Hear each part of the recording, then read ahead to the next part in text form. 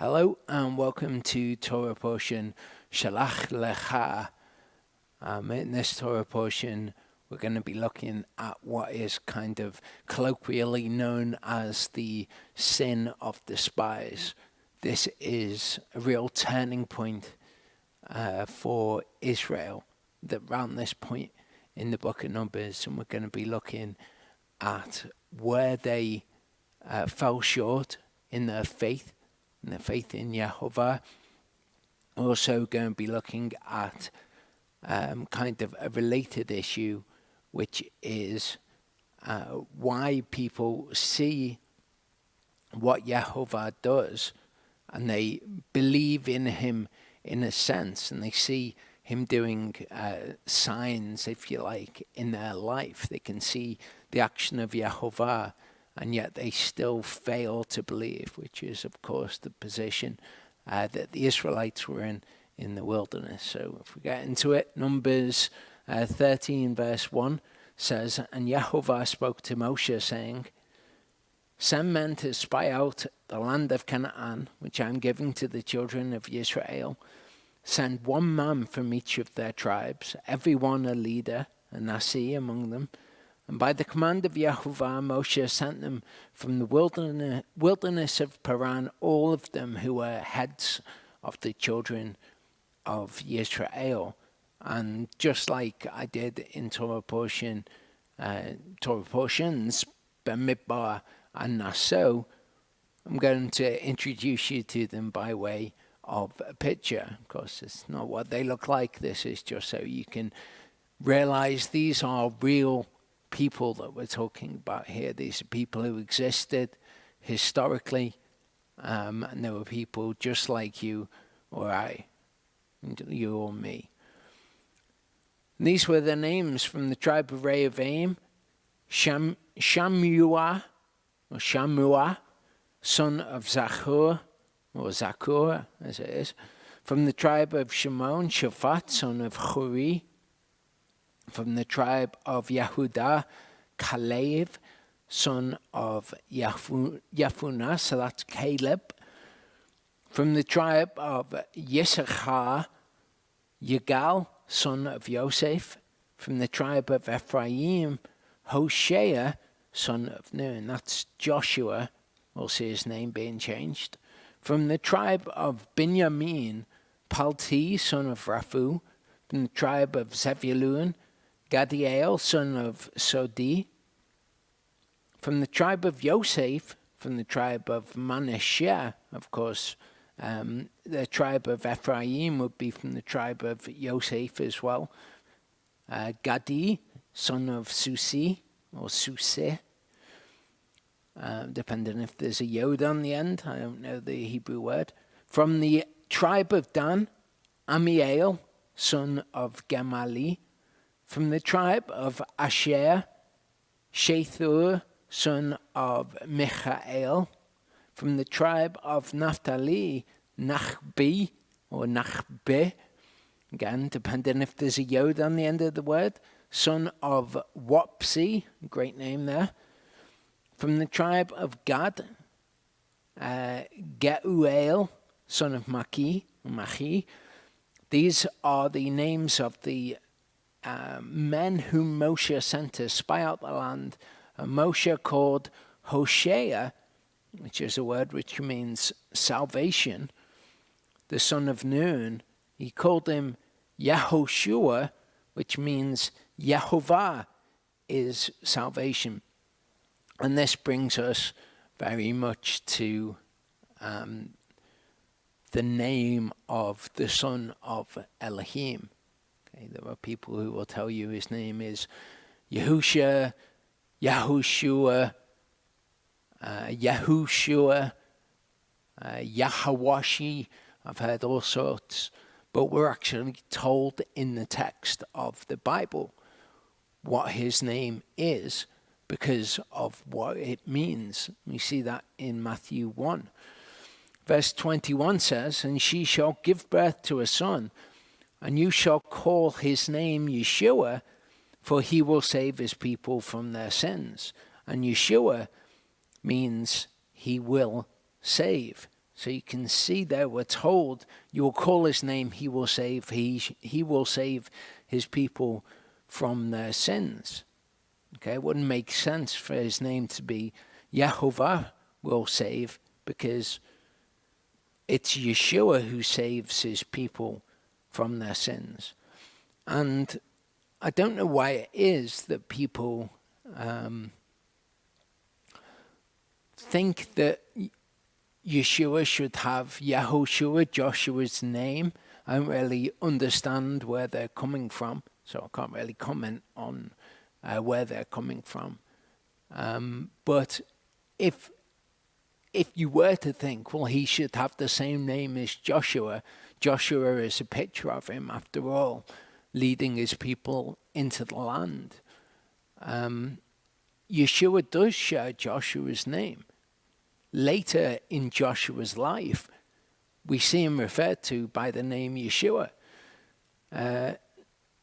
Nehemiah 8:17 says, and the entire assembly of those who had come back from the captivity made booths, or made sukkot, and sat under the sukkot. For since the days of Yeshua, again, which means he will save, son of Nun. So we see there Yeshua being the name that Joshua is called by. We see that a couple of different times in the text, but the name is Yeshua. So if you think, well, he should have the same name as Yahushua, he does have the same name as Yahushua. Yeshua is also a contraction of Yahushua, but it's exactly the same name that is given to Joshua later in his life. But the name and the reason for the name that were given tell us that his name is Yeshua, which means he will save. There's really no doubt about it in my mind. People, when it comes to names, they come up with all sorts of bizarre reasonings why the name should be one thing over another. Like the prophets have Yahu in, so it should be Yahuwah instead of Yahovah. When actually that's not even a truth. Okay, the name of all the prophets don't have Yahu in. They all have Yah in, like that's the poetic name of Yod-Heh-Vav-Heh. Or some of them do. Some of them have El in, Yah or El, to refer to Yod-Heh-Vav-Heh. Yahu isn't his name which has been put in there. His name which has been put in there is Yah. So be careful when you're believing things that you hear somebody on an internet video who doesn't really have much knowledge on the subject trying to tell you what it should be. Go with what the scriptures actually say. We have Yahuwah written in thousands of manuscripts. We have call his name Jesus in the English text most of the time, because he will save his people from their sins. We have there very strong evidence that it's actually Yeshua rather than some of these more bizarre names. Again, Charlie spoke about this in recent memory, that people tend to go after things that are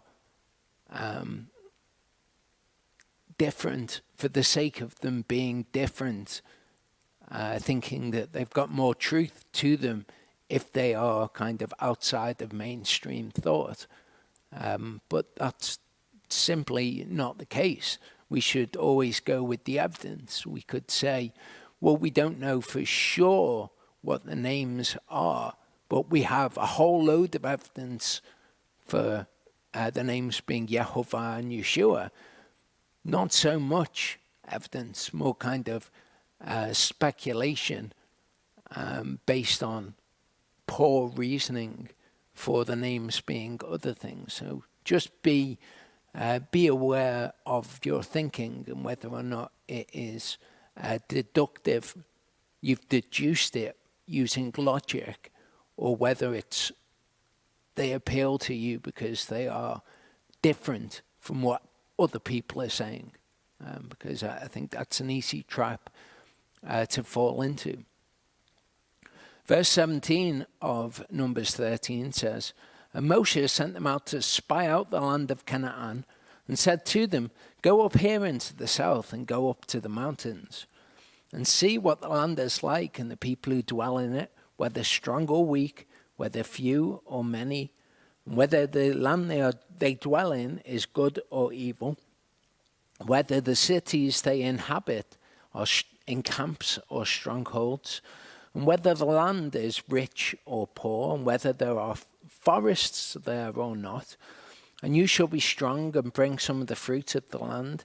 Now the time was the season of the first fruits of the grapes. So the first fruits of the grape harvest would be just before Sukkot. We're told, as we saw in Torah portion of Moa, we're told that Sukkot is after you bring in the harvest of the grapes. So this would be just before Sukkot would have been. But the things that they are told to look out for are interesting. Strong or weak. Okay, so in Scripture we see that the strong are those who are faithful. Okay, the few or the many, who are the ones who make it? Are there many or are there few? Few there be that find the path that leads to life. Many there be that go on the broad way which leads to destruction. Whether the land they dwell in is good or evil, that's an easy one. Camps or strongholds. Okay, we see the camp of Israel. They're dwelling in camps at the moment.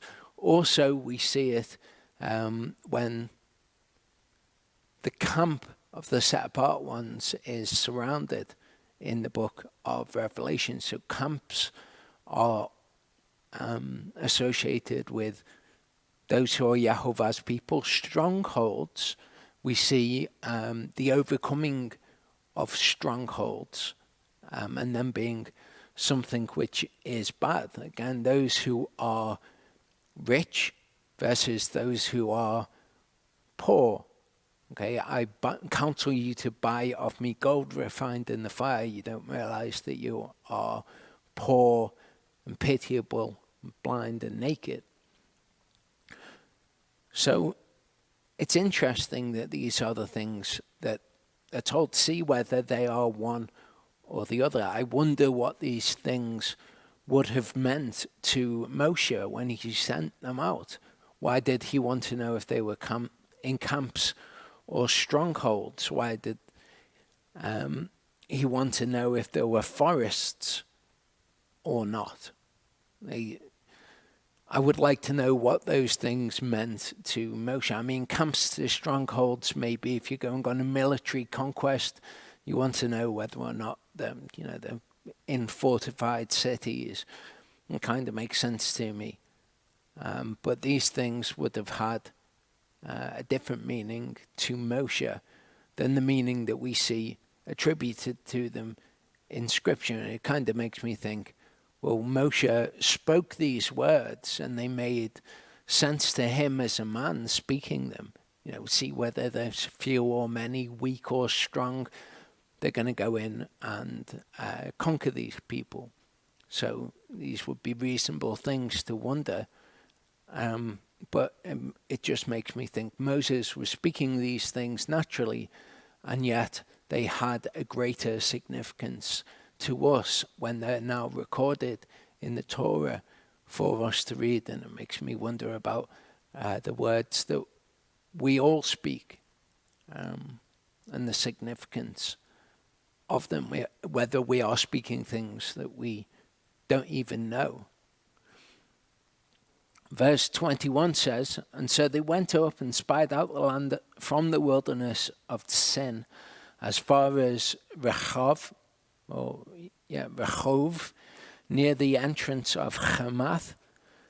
And they went up through the south and came to Hebron, and Achiman, and Sheshai, and Talmai, the descendants of Enoch, were there.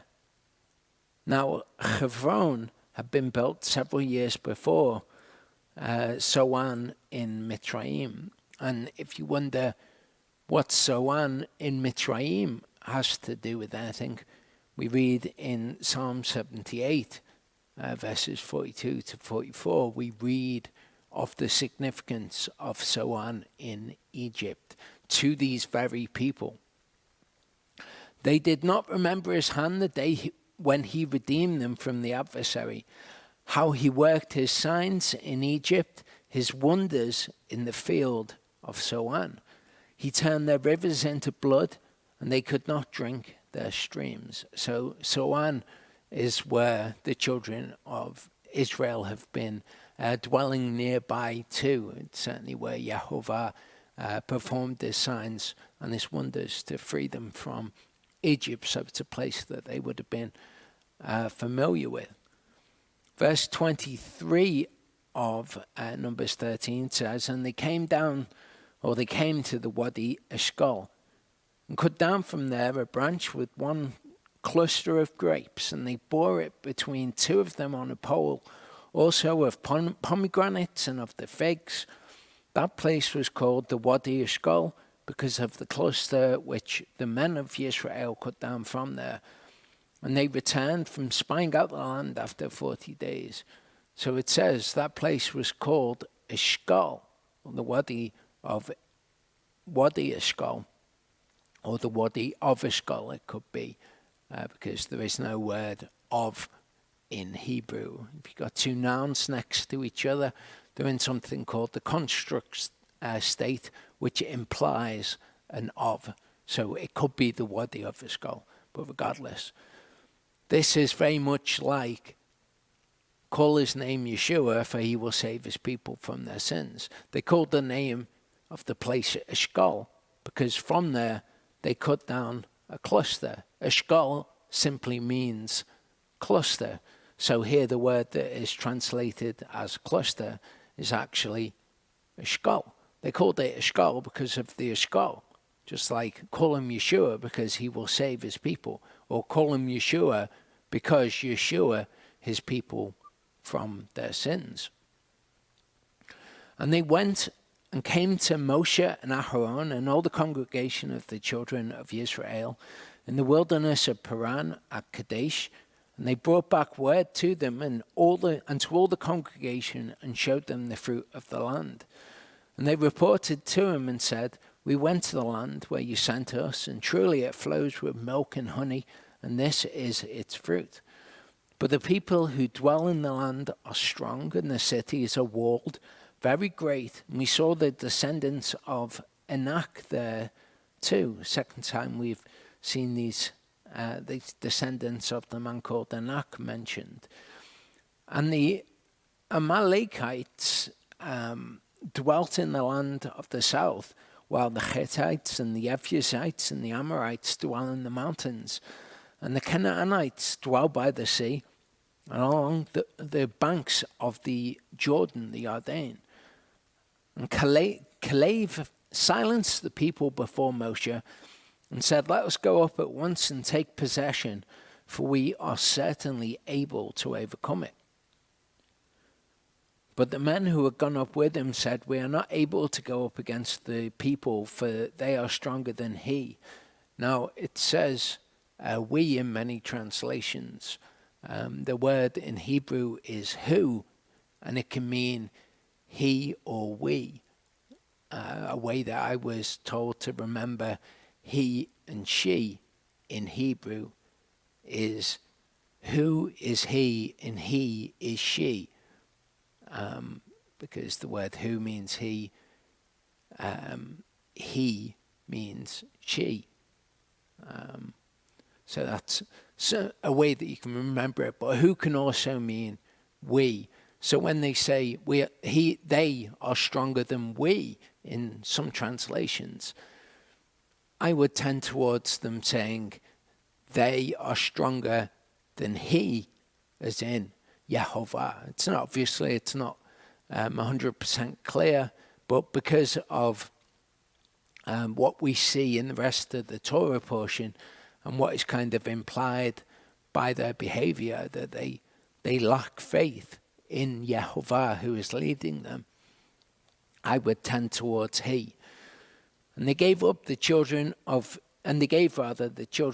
Israel an evil report of the land which they had spied out, saying, the land through which we have gone as spies is a land eating up its inhabitants, and all the people whom we saw in it are men of great size.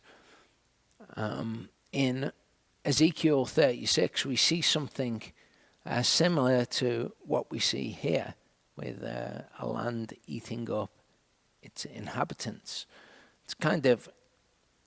It's something that we can understand kind of idiomatically. It's the land eating up the inhabitants. We see something similar anyway in Ezekiel 36. It says, but you, O mountains of Israel, so the mountains of Israel are being addressed here, put forth your branches and bear your fruit to my people Israel, for they are about to come. For look, I am for you, and I shall turn to you, and you shall be tilled and sown, and I shall increase men upon you, all the house of Israel, all of it, and the city shall be inhabited, and the ruins rebuilt. And I shall increase upon you, again the mountains of Israel being addressed here, man and beast, and they shall increase and bear young, and I shall make you inhabited as of old, and do better for you than at your beginning. And you shall know that I am Yahuwah, and I shall let men, my people, Israel, walk upon you, and let them possess you, and you shall be their inheritance, and no longer let you add to their bereavement. Let you, O mountains of Israel, add to their bereavement. So again, we have kind of the land here being anthropomorphized, given human attributes. We see the earth opened up and swallowed up Korah and the people who were with him. So we do see this device used in Hebrew. We see creation crying out because of the corruption that is therein. So we do see these things, and it's unclear whether or not that tells us something deeper about the nature of reality that we don't appreciate, yet Yahuwah does, or whether it's just kind of a poetic device that's used in Hebrew. You'll get a whole load of people, I'm sure, who will tell you, oh, it's just a poetic device, without really understanding that these are actually the words of Yahuwah. So in actuality, it could be either one of those things. Thus said the Master Yahuwah, because they say to you, you, O mountains of Israel, devour men and have bereaved your nation. Therefore you shall no longer devour men and no longer bereave your nation, declares the Master Yahuwah. And no longer shall I let you hear the insults of the Gentiles and the reproach of the peoples, and you shall bear no more, and no longer cause your nations to stumble, declares the Master Yahuwah, which seems to be a lot to put on the mountains of Israel, that they devour men, bereave the nation, they cause your nations to stumble. And the word of Yahuwah came to me, saying, Son of man, when the house of Israel dwelt in their own land, they defiled it by their own ways and deeds. To me their way was like the uncleanness of a woman in her monthly period. So I poured out my wrath on them, for the blood they had shed on the land, and with their idols they defiled it. And I scattered them among the Gentiles, and they were dispersed throughout the lands. I have judged them according to their ways and their deeds. So it certainly could be that saying to the mountains of Israel, you have caused people to go astray, is just like saying to Hasatan, you have caused people to go astray, when actually the word tells us that each man is enticed by what is in his own heart. So maybe the mountains of Israel have made Israel go astray in the same way that Hasatan does, by being something by which they are tempted. Again, it's not exactly clear in the text. Leviticus 18:24-25 says, do not defile yourselves with all these, for by all these the nations are defiled, which I am driving out before you. Thus the land became defiled, therefore I punished it for its crookedness, and the land vomited out its inhabitants. Again, it's not exactly clear what's going on here. I think my point is that we shouldn't assume that we know based on the way that we presume reality to be, that we should always be circumspect about interpreting scriptures one way or the other based upon assumptions. And we'll kind of touch on this with these men of Enoch, these gigantes, as the Septuagint puts it, giants, men of great size. I think people have a lot of assumptions about the nature of those people, especially when you link it with a giant cluster of grapes. But we'll see that. So this is the verse. They gave the children of Israel an evil report of the land. One of the things they said was, all the people whom we saw in it are men of great size. Okay, so people have assumptions in this, that these men are giants who are 300 foot, 150 foot tall giants, maybe a bit smaller, maybe some people think they're about 50 foot tall, but largely these ideas come from the Book of Enoch. They're not things that we find in the scriptures. Every time we see in the scriptures the height of these men described, it's about 9 foot tall. So they were certainly men of great size. And we don't have many entries into the scriptures about these men. We have the size of Og, or Og of Bashan. His bed, it was about 9 foot tall, or 9 foot long rather, which would make him presumably 9 foot or less. Certainly not 150 foot sleeping on a 9 foot bed. But these ideas come from the Book of Enoch. And I've done a video on the Book of Enoch. It's called The Mysterious Book of Enoch.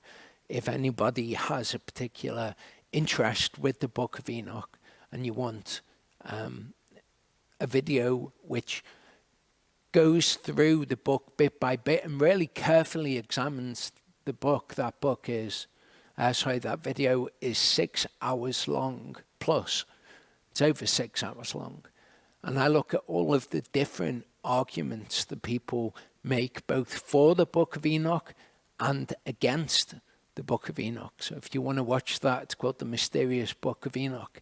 If you just want to see a video about the giants in the Bible and the giants in the Book of Enoch, the contention that I'm exploring there is that the Bible agrees with Enoch on the nature of giants. So this video is on the channel. And if you look at the Examining Enoch series, and it may well be that I'll put these videos out again at some point in the future on the channel. But if you have interest in that subject particularly, if you say, well, they were the size of the cedars and all the other points that people bring up, about the giants. There's a little bit of confusion with those things. So I look at those things in depth in this video here. And we saw there the Nephilim, sons of Enoch of the Nephilim. And we were like grasshoppers in our own eyes, and so we were in their eyes. Then all the congregation lifted up their voices and cried, and the people wept that night. And all the children of Israel grumbled against Moshe and against Aaron. And all the congregation said to them, if only we had died in the land of Mitzrayim, or if only we had died in this wilderness. And why is Yahuwah bringing us to this land to fall by the sword, that our wives and children should become a prey? Would it not be better for us to turn back to Egypt? So they say we were as grasshoppers in their eyes. That's one of the things that people look towards, and they say, well, how big is a grasshopper to a man? Well, the scriptures say that we are as grasshoppers in Yahuwah's eyes as well, but that's not commenting on how big Yahuwah is. It just means that they were small. They were men of great size, and we were as grasshoppers in their eyes. It's merely a figurative statement to say that we were small, not only in their eyes, but also in our eyes. And now the congregation, because of this evil report that has been brought of the land, they start to say, why did Yahuwah bring us here to die by the sword? And we should be very careful with whether we do that in our own lives. Okay, it's not about being brought to the land and being faced with giants, but maybe Yahuwah has given you a challenge. Maybe he's given you a test of your faith. Maybe you've started to keep the Torah recently. You've realized that you should be keeping Shabbat. That, in fact, rather than I should be keeping Shabbat, the Creator of the universe has told you that you may not work on Shabbat. That is a better way to look at it. Okay, I sometimes hear people say, I keep Shabbat when I'm able to, but that's a falsity by which they're deceiving themselves. We're always able to keep Shabbat.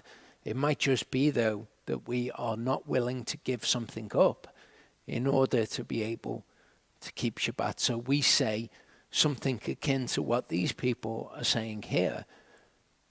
We might say, why did Yahuwah free us from slavery to sin just to take my job and for my family to go destitute, and whatever other things we imagine in our heads because we're fearful?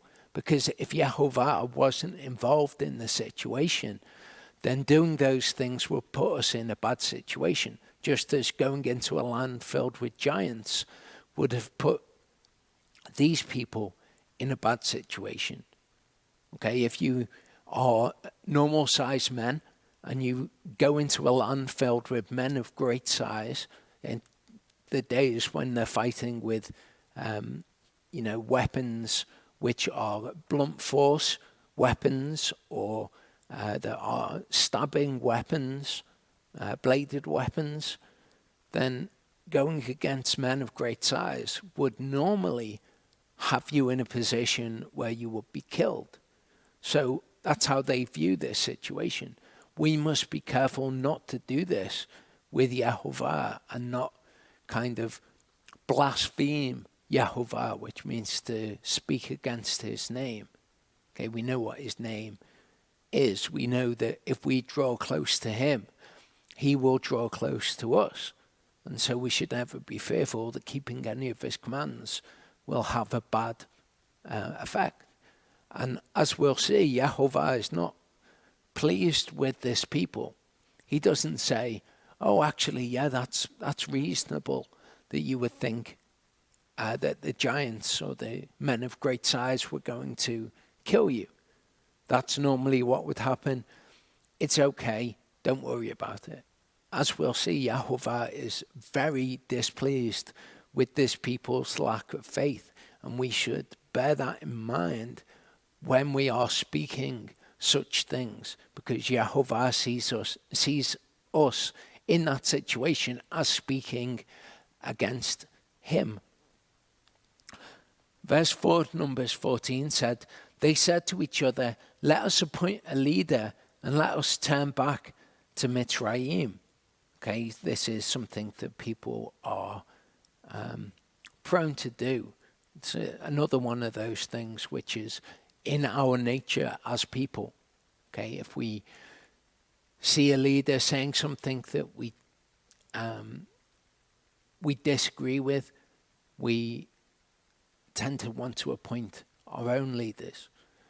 Paul tells us in 2 Timothy 4 verse 2, he says there will come a time when they will not endure sound teaching, but instead they will amass to themselves teachers who will tickle their ears. Okay, it's just something that people tend to do. Leaders are put in place by Yahuwah to make decisions often between one person and another person. And in that situation, one person is going to agree and one person is going to disagree. But the disagreement alone is not cause for that person to disregard somebody who has authority. In the situation with leaders of the world, we're actually told by Scripture something which is very much against our nature, that if we need to suffer unrighteously for the purpose of doing good, then that is what we should do. That is what Messiah did. Okay, so we don't decide, well, I am right in this situation, so I'm going to disregard the authority. But we see that this is something which is in these people. We're going to see in a few weeks' time, actually next week in Torah portion, Korach. Charlie's going to talk about Korach, and he was dissatisfied with his position, and he appoints himself as a leader, and we see 250 men of renown in the congregation begin to follow Korach, and these men turn against Moshe and Aharon. And we see that this is a behavior which is present in people, that they want to appoint their own leaders, people that they agree with when things get tough. Moses and Aaron are saying, go into the land filled with these huge men and fight them. And they say, don't think so. Let's appoint someone else and let's go back to Egypt. Verse 5 says that Moshe and Aharon fell on their faces before all the assembly of the congregation of the children of Israel. And Yahushua, son of Nun, and Caleb, son of Jephunneh, who were among those who spied out the land, tore their garments. And they spoke to all the congregation of the children of Israel, saying, the land we passed through to spy out is an exceedingly good land.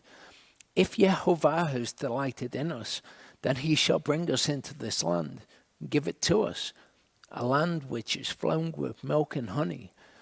Only do not rebel against Yahuwah, nor fear the people of the land, for they are our bread. Their defense is turned away from them, and Yahuwah is with us. Do not fear them. Okay, so Joshua and Caleb, or Yahushua and Caleb in Hebrew, they stand up and they say, no, wait there, this land is a very good land. If Yahuwah is with us, or since Yahuwah is with us, it could be translated. And if he is delighted in us, or since he is delighted in us, he shall bring us into this land and give it to us.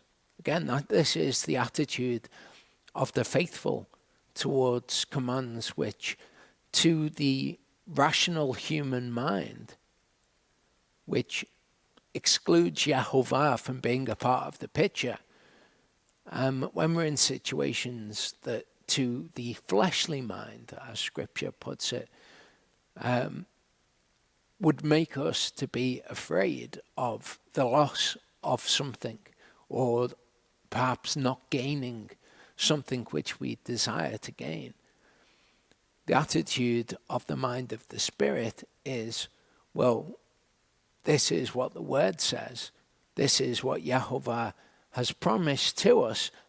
We have faith in the Word that He will do what He has promised. So it really doesn't matter that this situation has come up. And these situations coming up in our own lives give us an opportunity that these people have here. But these people don't realize they're being given this opportunity. Okay, they just think that they're going to see bad consequences, that they have this promise, but they think that they can determine the outcome in the future for themselves. They don't realize that they're being given a test of their faith. We're told in Peter's letters that the testing of our faith is very valuable to us, because we get to show Yahuwah that we believe His word. We believe the things that Yahuwah has promised to us. And in such a way, we get to prove that we are like Abraham. Okay, all of us have sinned and have fallen short of the glory of Yahuwah. So it's no longer open to us that we would have walked all of our lives righteously. If we want to have righteousness accredited to us, then our only hope is to be like Abraham. Abraham wasn't a perfect person. There was nobody who was perfect in the Scriptures apart from Yeshua. But we get to prove that we are like Abraham and have faith or belief accounted to us for righteousness. Yahuwah affords us that opportunity to be declared right in His sight. None of these people could be declared right by the Torah which they had been given. All of them were sinful. The only opportunity that they had was to show that they had faith, just like their forefathers, that they had faith in what Yahuwah had said. Now, it says that these things in 1 Corinthians 10, it tells us that these things were written as an example to us. So we can learn by these things. We can see, well, they had an opportunity to prove their faith here, and they didn't take it. So when these things arise in our own lives, we have an opportunity to take hold of them and to say, yes, I'm afraid of the consequences, but that in and of itself gives me the opportunity to prove that I believe the word of Yahuwah, that I walk after the mind of the Spirit rather than the mind of the flesh. So it says here, the defense has turned away. The word for defense is sel. The word for turned away is sur. So let's look at those words. Sel means shadow or shade. So again, this word is used figuratively here. It's not talking about a literal shade. We see these figurative terms used all the way throughout Scripture. So we see this word and we can see that defense is a reasonable translation. It talks about them coming under the cell of my roof. This is Lot saying here of the angels who have come to him, do no deed to these men, because they have come under the cell of my roof.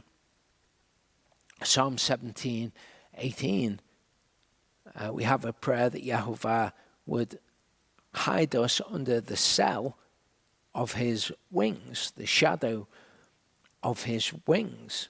Okay, you could see this as being the defense of his wings, but rarely sell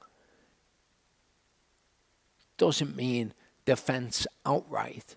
But we can understand that to be under someone's shadow would be to be kind of with them over you, so to speak. You being under their protection or defense. For you shall be a refuge to the poor, a refuge to the needy in his distress, a shelter from the storm, a shade from the heat. So, okay, shade here, or shadow from the heat, a defense from the heat, if you like. For the spirit of the ruthless is like a storm against a wall. You subdue the noise of foreigners as heat in a dry place, as heat in the exact same word there, but it's translated shadow here, shade here, of a cloud. The singing of the ruthless is subdued. In Ezekiel 31, 2-6, it says, Son of man, say to Pharaoh, king of Mitzrayim, and to his crowd, to whom are you to be compared in your greatness? See, Ashur was a cedar in Lebanon, fair branches and a forest shade and of high stature, and its top was among the thick foliage. Ashur being Assyria. So again, this is like their height was as the height of the cedars. We read in scripture of the strength of the oak tree. Doesn't mean it was literally like for like, as strong as an oak tree is strong, just as Assyria, being spoken of here as a cedar and having its top being among the thick foliage, isn't saying that is literally true, or that it literally has branches and shade. So I'm trying to draw your attention through all these examples to the point that, you know, we're not to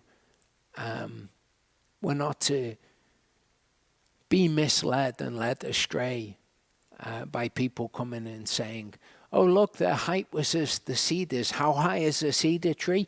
150 feet tall. That means they were 150 feet tall, which matches with the Book of Enoch's description. That logic is just so patchy, and it's not good logic. The waters made him great. The deep gave it height, with its rivers running around its planting, and sent their channels to all the trees of the field. Therefore, its height was lifted up above all the trees of the field. And this is talking about Assyria, which is a country. And its boughs were increased, and its branches became long because of the many waters as it sent them out. All the birds of the heavens made their nests in its bough, and under its branches all the beasts of the field gave birth, and in its cell all great nations dwelt. Not that it was literally a tree, that it literally cast shade, but again, it's figurative. Okay, if you say somebody is as strong as an oak tree, as tall as the cedar trees, you're just saying that they're strong and tall, greatly so. Assyria isn't being described here as a literal tree with literal shade. It was under the defense of Assyria that these people were. Isaiah 30:1-3 says, Woe to the stubborn children, declares Yahuwah, to make counsel but not from me, and to devise plans but not of my spirit, in order to add sin to sin, who are setting out to go down to Egypt, and have not asked my mouth, to be strengthened in the strength of Pharaoh, and to seek refuge in the shadow of Mitzrayim. And the strength of Pharaoh shall become your shame, and the refuge in the cell of Mitzrayim, shadow of Mitzrayim, defense of Mitzrayim, your confusion. So what's this talking about? It's talking about the Israelites looking to Egypt as their defense, rather than to Yahuwah. The other word was the word suah. It means to turn aside or to depart from. See here, a primitive root, to turn off, literally or figuratively. So it's talking about turning away from, departing from. So when it says their cell, their shadow, or their shade has turned away from them, and Yahuwah is with us, do not fear them. Now we can understand what he said, but I wanted to go into that a little bit so that you can see the way in which the scriptures are written and with the ways in which Hebrew works, and that we shouldn't get caught up when we're thinking, oh, well, they were literally going to have to go in to face 150-foot giants. That is not necessarily the case. That the scriptures never describe these men of great size as anything other than men of great size.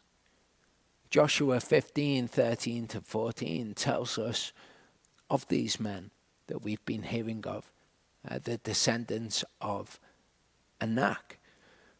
To Caleb, same Caleb that we're reading about, Caleb, son of Jephunneh, he gave a portion in the midst of the children of Yehudah, according to the command of Yahuwah to Joshua. Kiriath Arba, that is Hebron, again the same Hebron we've read of. Arba was the father of Enoch. And Caleb drove out the three sons of Enoch from there, Sheshai and Achiman and Talmai, the children of Enoch. Again, these people were huge people. But when you read of Kiriath Arba, that is a place known as Hebron, and Kiriath Arba is named after Enoch's father. Judges 1:8-10 says the children of Yehudah fought against Yerushalayim and captured it and smote it with the edge of the sword and set the city on fire. And afterward the children of Judah went down to fight the Canaanites who dwelt in the mountains in the south and in every low country, and in the low country. And Yehudah went against the Canaanites who dwelt in Hebron. Now the name of Hebron was formerly Kiriath Arba, as we read, named after Enoch's father. And they smote Sheshai and Achiman and Talmai. So Caleb, all the way throughout his life, even when he gets old, is always of the same mind. It doesn't matter if the men are massive, we'll go and we'll take the land. It doesn't matter if I am 160 years old, if Yahuwah is with me, who can be against me? And so, if you can take anything from this Torah portion, take that attitude of mind and apply it to the situations in which you find yourself. However, the children of Israel didn't do this. All the congregation said to stone them with stones, and the esteem of Yahuwah appeared in the tent of meeting before all the children of Israel. And we'll come back in the second part and we'll look at the issue of they've seen Yahuwah doing amazing things, beyond amazing things in their midst, and yet they still do not have belief in him. We'll come back in part 2. Okay, so in this part, what I want to look at is the fact that when people see evidence of Yahuwah, that's not enough to cause what the Bible describes as belief in Yahuwah. All of these people knew that Yahuwah existed. Presumably they'd seen all of the the signs and wonders in Egypt, how the Red Sea had parted, etc. So they knew that he existed, but they didn't believe in him, and those things are different. I think often we can think that if only we could show somebody evidence that God exists, that they would turn to him. But that's not how Scripture describes the situation. In fact, Scripture describes something entirely different, that sometimes people will see and understand, but they will not believe. Numbers 14:10 says, "But all the congregation said to stone them with stones. Then the esteem of Yahuwah appeared in the tent of meeting before all the children of Israel." So I want to look next at Psalm 69, where David is describing, because he has zeal for Yahuwah's way of doing things, others kind of reproach him for it. And this is what we're seeing with Moshe and Aharon here. They're telling people this is what Yahuwah says to do. And because people don't like it, they want to appoint a leader for themselves and go back to Egypt. They are displeased with Moshe and Aharon, and in fact we see them here. They want to stone them for this. So Psalm 69 says, "O Elohim, you yourself know my foolishness, and my guilt has not been hidden from you. Let not those who wait for you, O Master Yahuwah Sabaoth, be ashamed because of me. Let not those who seek you be humbled because of me, O Elohim of Israel. Because I have borne reproach for your sake. Shame has covered my face. I have become a stranger to my brothers and a foreigner to my mother's children. Because zeal for your house has eaten me up, and the reproaches of those who reproach you have fallen on me. And I wept in my soul with fasting, and it became my reproach. And when I put on sackcloth, I became a proverb to them. They who sit in the gate talk about me. I am the song of the drunkards. But as for me, my prayer is to you, O Yahuwah. At an acceptable time, O Elohim, in the greatness of your kindness, answer me in the truth of your deliverance. Rescue me out of the mire. Let me not sink. Let me be rescued from those who hate me and out of the deep waters. Let not a flood of waters overflow me, nor let the deep swallow me up, nor let the pit shut its mouth on me. Answer me, O Yahuwah, for your kindness is good. According to the greatness of your compassion, turn to me. And do not hide your face or your presence from your servant, for I am in distress. Answer me speedily. Draw near to my soul, redeem it. Ransom me because of my enemies. You yourself know my reproach, and my shame, and my confusion. My adversaries are all before you. Reproach has broken my heart, and I am sick. I looked for sympathy, but there was none, and for comforters, but I found none. And they gave me gall for my food, and for my thirst they gave me vinegar to drink. So this is David talking about himself. Obviously, we can see parts of this which were also fulfilled in Yeshua. And I would suggest that it's exactly the same thing with Yeshua as was going on with Moshe and Aharon here. Yeshua was teaching the word of Yahuwah as it was, what was actually required of people. But people at the time had kind of fallen into their little religious system and their own ways of doing things. And when a man came and started speaking the truth, they didn't like it. And we see David here.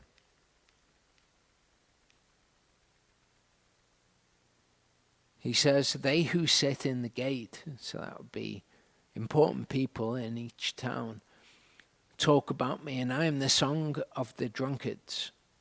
So David is speaking here about how the reproach of the people, from those in high position to those in low position, has come upon him because of his zeal for Yahuwah's house.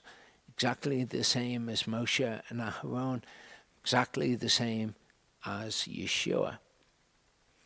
Isaiah 46 verse 9 says, "Remember the former events of old, for I am El, and there is no one else, Elohim, and there is no one like me." And there's a profound truth in this, in that Elohim is distinct from everyone. If you think those who desire and have a zeal for Yahuwah are separated from people, and they're not like them, and they get the reproach of other people because, they're saying, well, we should be doing the word of Yahuwah as it actually is.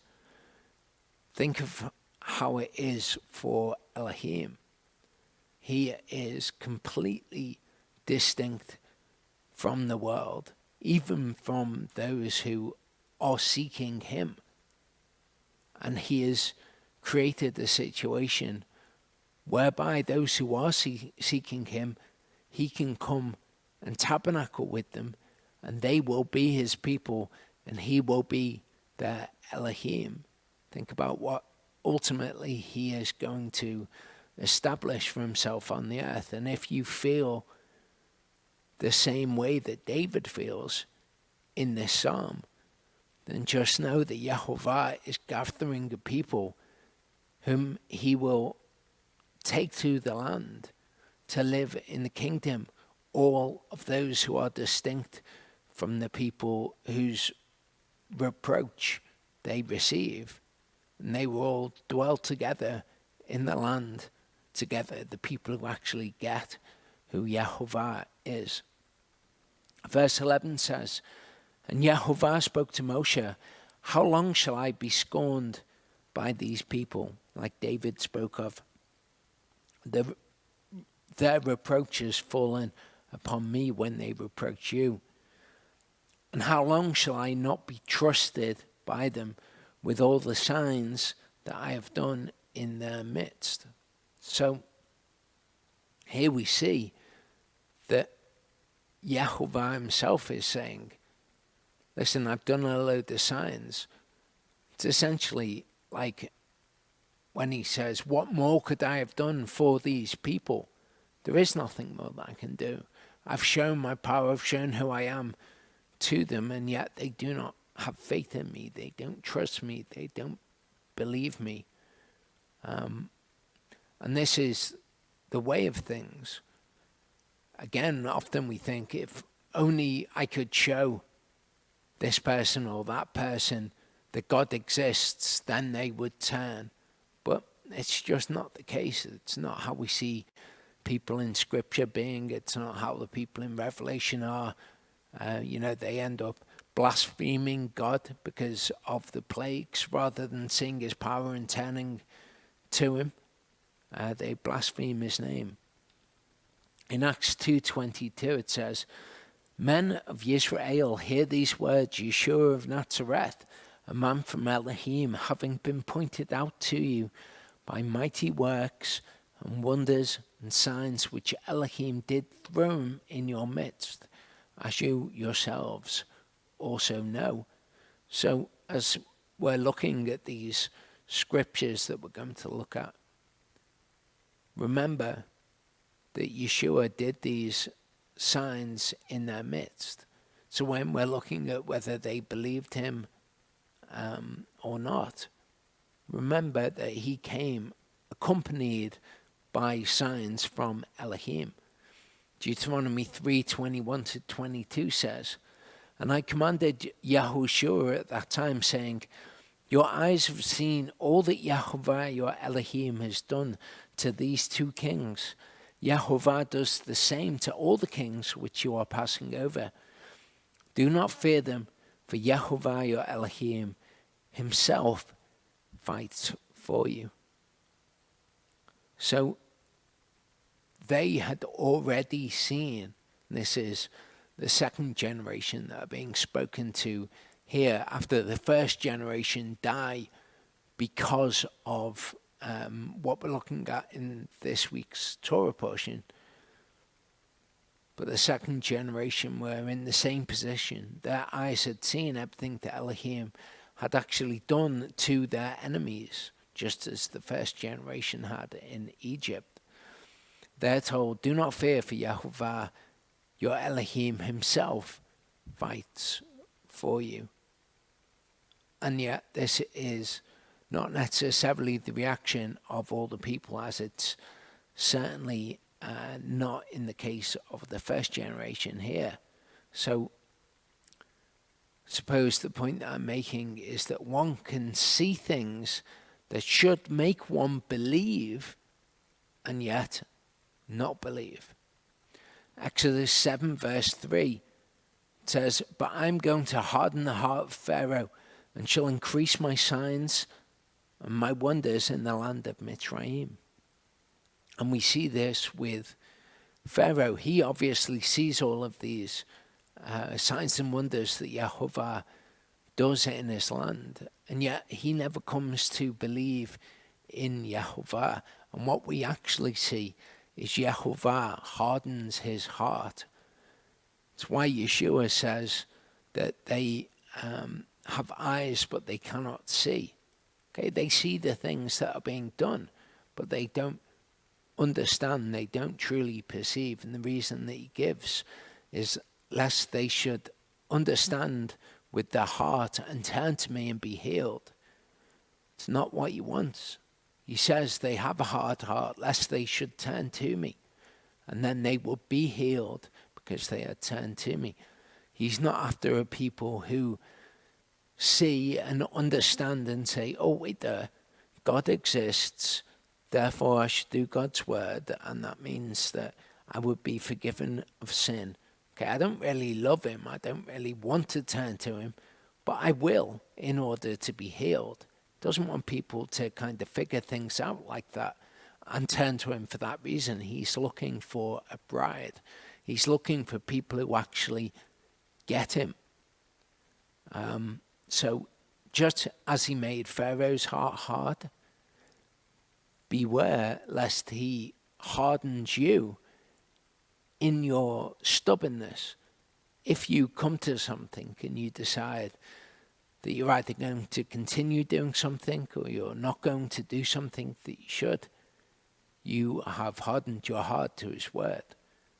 And if that's because you refuse to submit to his word, you refuse to see it for what it is, then beware lest he would harden your heart in that to a certain thinking. It's, there's nothing really that you can do if your heart's like that. But if you're aware of that within yourself, you have the opportunity to repent. John 6:12-15 says, then the men, having seen the sign that Yeshua did, this is the feeding of the 5,000, said, this is truly the prophet who is coming to the world. So they see and they understand. But belief in signs is not a belief in anything stable. We'll get on to where signs and the belief in signs is appropriate. Then Yeshua, knowing that they were about to come and seize him, that they might make him king, withdrew again to the mountain alone by himself. And these are a people who are not people who truly believe the word. They just saw evidence that he was the prophet who is coming to the world, as it says here. They saw evidence that he was Messiah. But as I say, belief in signs like these people have is not a belief in something stable. Rarely, signs are to show the truth of the message. So it's not belief in the signs, and therefore belief in the one who's doing the signs. It's belief in the message which accompanies the signs, which is true belief. the people of Israel in our Torah portion, they will have seen all the signs and wonders, but they didn't believe in Yahuwah. They didn't believe his word. They didn't believe in his Torah. They just knew that he was powerful and he could do signs and wonders. In Acts 8, 5-23, it says, "And going down to the city of Shomeron, Philip proclaimed Messiah to them. And the crowds with one mind heeded what Philip said, hearing and seeing the miracles which he did. For unclean spirits came out of many who were possessed, crying with a loud voice, and many who were paralyzed and lame were healed. And there came to be great joy in that city. Now there was a certain man called Shimon, or Simon the sorcerer as people know him, who formerly was practicing magic in the city and astonishing the people of Shomeron, claiming to be someone great." So what we see here is great joy coming to be in the city when they see these signs. It reminds me of the parable of the sower, that sometimes people receive the word with joy, and it's only when testing arises because of the word that they go astray, because they love the world, or because persecution arises because of the word, or whatever it is. Now, we see what sort these people were, because Shimon had been practicing magic among them, and they were greatly impressed by this magic. They were astonished at his magic. So he does magic, they all turn to him. Someone comes along doing signs and wonders, they all think that that's amazing. Verse 10 says, "To whom they were all giving heed, from the least to the greatest, saying, This one is the power of Elohim, which is great." Okay, so just because Shimon came practicing magic, they ascribed this to him. And they were giving heed to him because for a long time he had amazed them with his magic. And when they believed Philip as he brought the good news about the kingdom of Elohim and the name of Yeshua Messiah, both men and women were immersed. So we have some baptisms here. And Shimon himself also believed. And when he was immersed, he continued with Philip and was amazed seeing the miracles and signs which took place. So you can see how somebody can be amazed by signs, wonders, miracles, whatever, but not be a believer in Yahuwah. Truly, someone can be baptized, someone can receive the word with great joy. It's accompanied by signs and wonders. Brilliant. It's only when they're tested that you truly know where someone's heart is, which is why you'll find a lot of people who profess to follow Yahuwah, profess to follow the scriptures, profess to believe in him, but they're not true believers. They don't actually believe the word in the same way that perhaps you do. Verse 14 says, "And when the apostles who were at Yerushalayim heard that Shomeron had received the word of Elohim, they sent Kepha and Yochanan to them." So Shomeron is Samaria, Kepha is Peter, Yochanan is John, who when they had come down prayed for them to receive the set-apart spirit. For he had not fallen on any of them, but they had only been immersed in the name of the Master Yeshua. Then they laid hands on them, and they received the set-apart spirit. And Shimon, seeing that through the laying on of hands of the apostles of the set-apart spirit, the set-apart spirit was given, he offered them money, saying, "Give me this authority too, so that anyone I lay hands on shall receive the set-apart spirit." But Peter said to him, "Let your silver perish with you, because you thought to buy the gift of Elohim through money. You have neither part nor lot in this matter, for your heart is not right before Elohim. Repent therefore of this evil of yours, and plead with Elohim to forgive you the intention of your heart.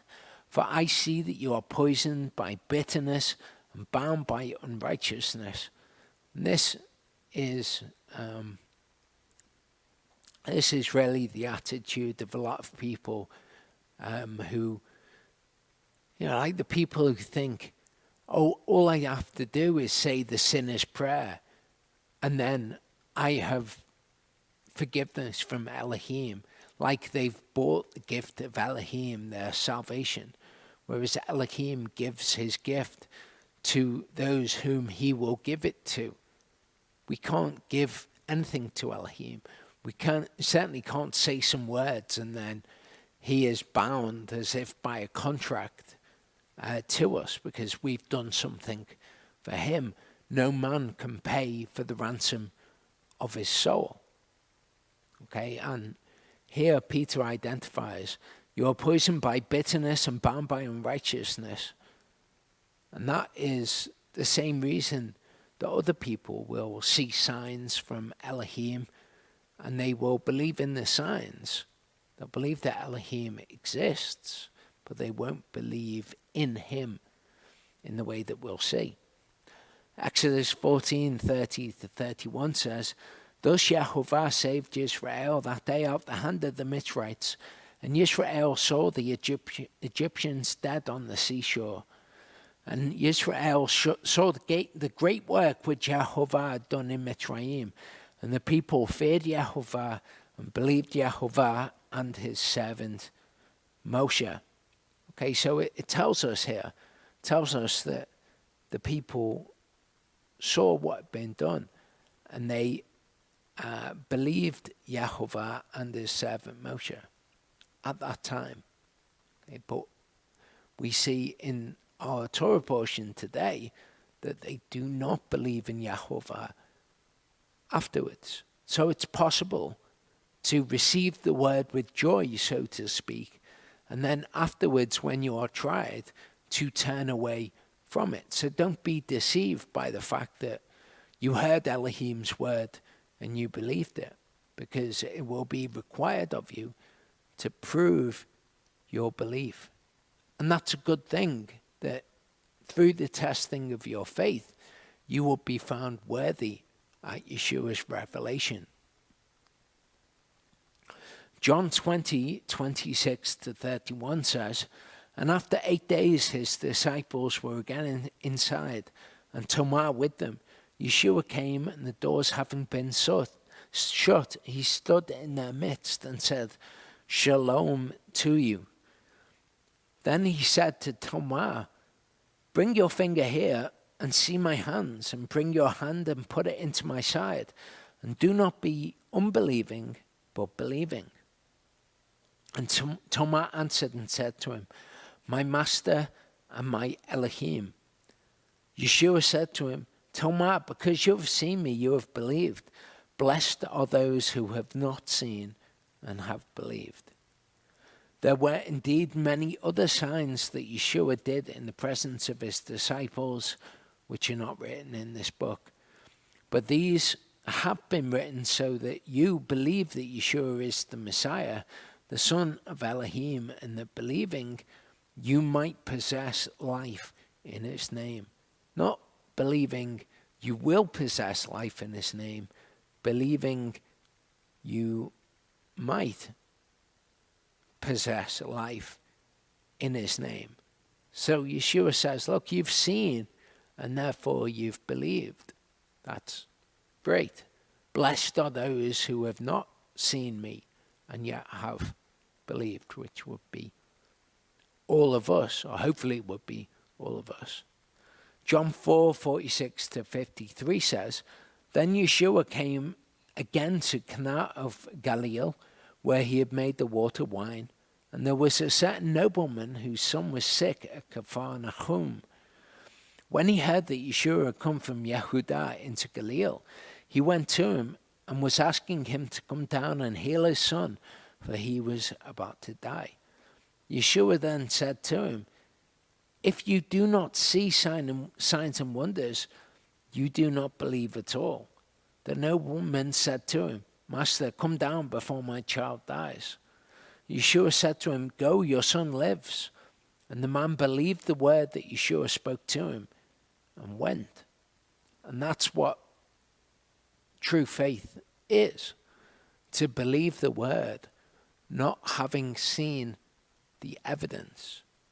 Hebrews 11, in fact, tells us faith or belief, pistis, is the evidence of things unseen.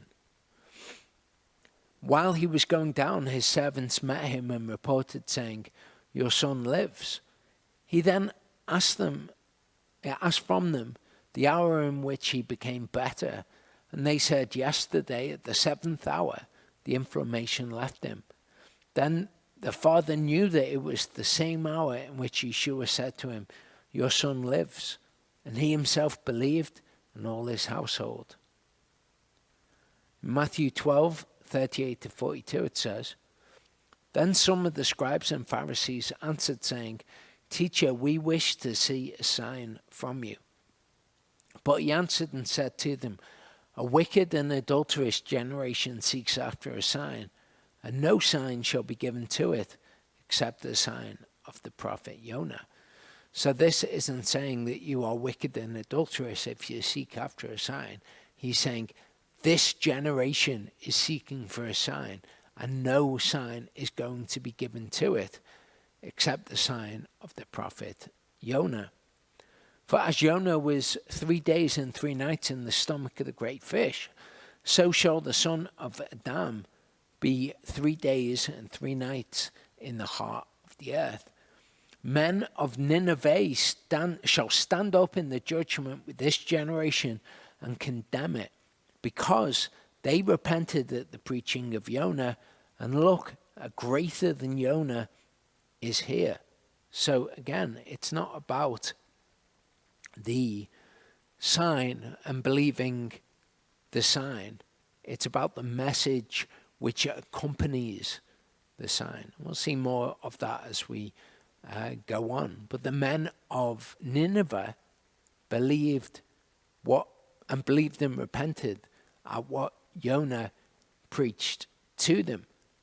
And he's saying, look, one greater than Jonah is here now, and you don't believe. The sign isn't going to make people believe or not believe. It's whether they believe the message. And the people of Nineveh, although they were wicked before they repented, when they heard the message, they repented appropriately. The queen of the south shall rise up in the judgment with this generation, and shall condemn it, for she came from the ends of the earth to hear the wisdom of Shlomo, and look, a greater than Shlomo is here. So, the queen of Sheba, queen of the south, she shall rise up in the judgment with this generation, so with the wicked and adulterous generation that was seeking the sign. And she will condemn it. Why? Because she heard the wisdom of Solomon, and she believed. She heard the wisdom. She believed. It wasn't about how amazing Solomon appeared to her, just like it wasn't about the sign of Jonah to the people. It was about the message which accompanied it. John 2:13 to 22 says, And the Passover of the Yahudim, the Jews, was near, and Yeshua went up to Yerushalayim. And he found in the set-apart place those selling oxen and sheep and doves, and the money changers sitting. And having made a whip of cords, he drove them all out of the set-apart place with the sheep and the oxen, and he poured out the money changers' coins and overturned the tables. And he said to those selling doves, Take these away. Do not make the house of my Father a house of merchandise. And his disciples remembered that it was written, The zeal for your house has eaten me up. That's what we read before from David in Psalm 69. And the Jews answered and said to him, What sign do you show to us, since you are doing these? Yeshua answered and said to them, destroy this dwelling place, and in 3 days I shall raise it. Then the Jews said, it took 46 years to build this dwelling place, and you are going to raise it in 3 days? But he spoke about the dwelling place of his body. So when he was raised from the dead, his disciples remembered that he said this to them, and they believed the scripture and the word which Yeshua had said. So they saw the sign and they believed it. Why? Because they believed what Yeshua had said, and they believed the scripture. It's told to us here. Okay? To people who don't have that belief, it really doesn't matter what signs they see. They might explain it away. Maybe the rulers said, oh, somebody took his body from the tomb, or whatever things people imagine. But even if the rulers had seen Yeshua raised from the dead, and they said, this is the man whom we have killed, they still would not have believed the scripture. So it's not about the sign. It's not about seeing the sign and saying, oh, wow, look, an amazing sign. It's about the message which is accompanied. Do you believe the word? Is that then accompanied with signs and wonders which approve, for want of a better word, the message? Luke 11:29-32 says, and while the crowds were thronging, he began to say, this generation is wicked. It seeks a sign, and no sign shall be given to it except the sign of Jonah the prophet. For as Jonah became a sign to the Ninevites, or the Nineveh, or the Nineveh, I suppose, so also the son of Adam shall be to this generation. The queen of the south shall rise up in judgment with the men of this generation, and shall condemn them, for she came from the ends of the earth to hear the wisdom of Shlomo, and look, a greater than Shlomo is here. The men of Nineveh shall rise up in the judgment with this generation, and shall condemn it, for they repented at the preaching of Jonah, and look, a greater than Jonah is here. So I hope you can see, it's not about the messenger. It's not about somebody coming and doing signs and wonders, because as we see with Simon, such things can be false. Okay, he was practicing magic and he was astonishing the people, and they all turned and they believed in him because of the signs. What is important is the message. Our people, the Queen of Sheba, was she believing the wisdom? Did the men of Nineveh repent at the preaching of Jonah? Yeshua is saying, look, far greater than either Solomon or Jonah is here before you, and you do not believe me.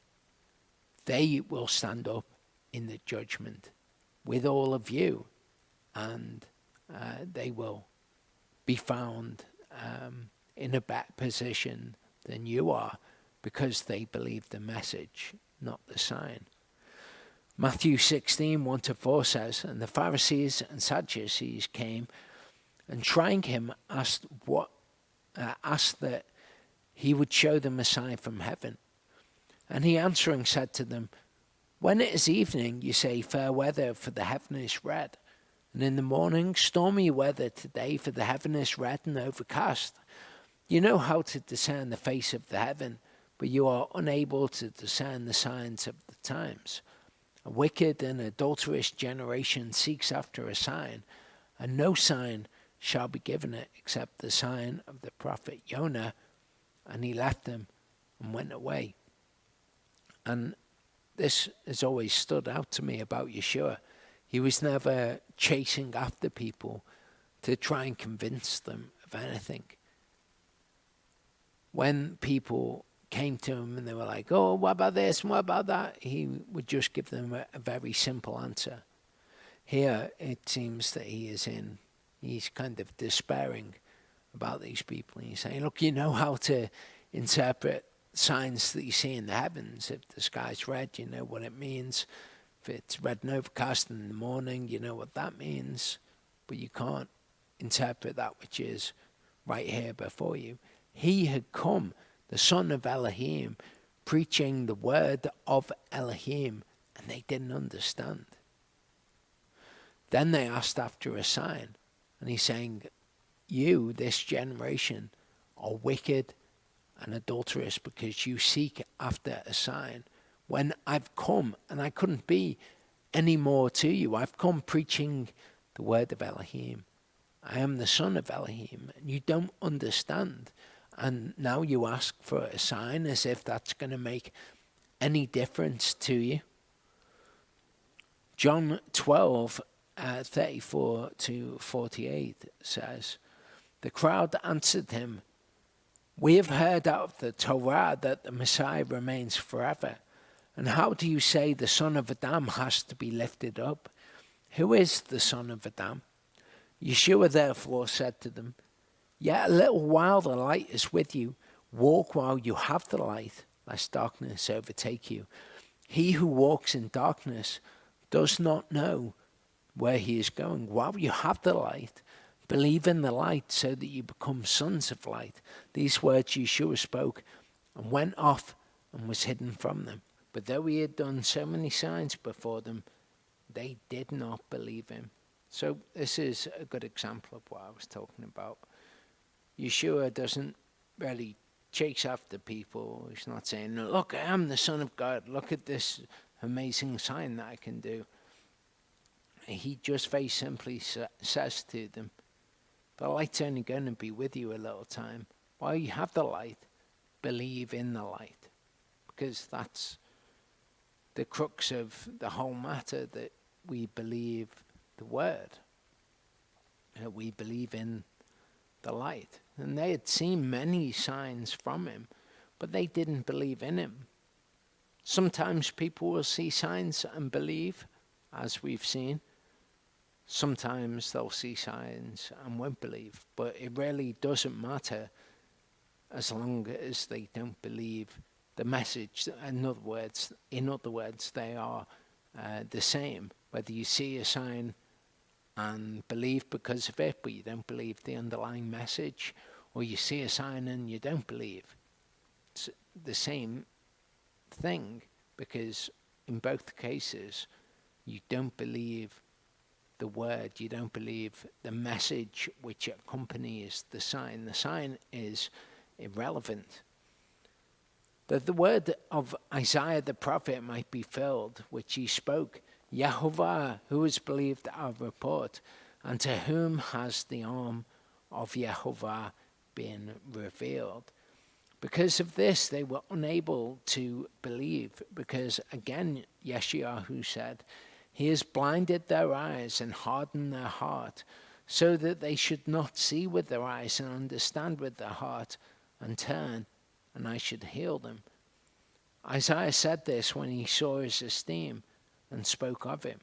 Still, even among the rulers, many did believe him, but because of the Pharisees, they did not confess him, lest they should be put out of the congregation. So that they loved the praise of men more than the praise of Elohim. Then Yeshua cried out and said, he who believes in me believes not in me, but in him who sent me. And he who sees me sees him who sent me. I have come as a light into the world, so that no one who believes in me should stay in darkness. And if anyone hears my words but does not watch over them, I do not judge him, for I did not come to judge the world, but to save the world. He who rejects me and does not receive my words has one who judges him. The word that I have spoken shall judge him in the last day. So again, it's all about the message. To certain people, they have been blinded, as I say, so that they don't understand the message. And that's not because Yahuwah capriciously chooses to blind them and say, right, you guys will never see it. Their hearts are hardened like Pharaoh's heart was hardened, because that's where their heart, where their spirit is. Yeshua just said, look, I'm the light. The light's only going to be here for a certain while. Believe in the light while the light is here. To those people, those who understand the kingdom of heaven, more will be given. More will be revealed to them, because they truly understand the word when they hear it. So they have more and more revealed to them. Those who are hard of heart, Yahuwah has blinded their eyes. So even if they believe signs that are done before them, and they say, wow, there truly is a God, I believe in God, doesn't make any difference, because they're blind to the actual truth, the actual light. It is the message, the truth behind it, which is important, as I say. 1 Corinthians 1:18-31 says, for the word of the cross is indeed foolishness to those who are perishing, but to us who are being saved, it is the power of Elohim, because we have believed the word. We can see it for what it is. We're not blind to it. For it has been written, I shall destroy the wisdom of the wise and set apart the learning of the learned ones. Where is the wise? Where is the scholar? Where is the debater of this age? Has not Elohim made foolish the wisdom of this world? For since in the wisdom of Elohim the world through wisdom did not know Elohim, it pleased Elohim through the foolishness of preaching to save those who believe. And since Jews ask a sign and Greeks seek wisdom, yet we proclaim Messiah crucified, to the Jews a stumbling block, and to the Greeks foolishness. Why? Because they don't believe the underlying message, the wisdom or the sign, wisdom of this world, that being, is irrelevant, which accompanies it. Okay? So we often think also, as well, as if only we could show them proof of Elohim, then they would believe.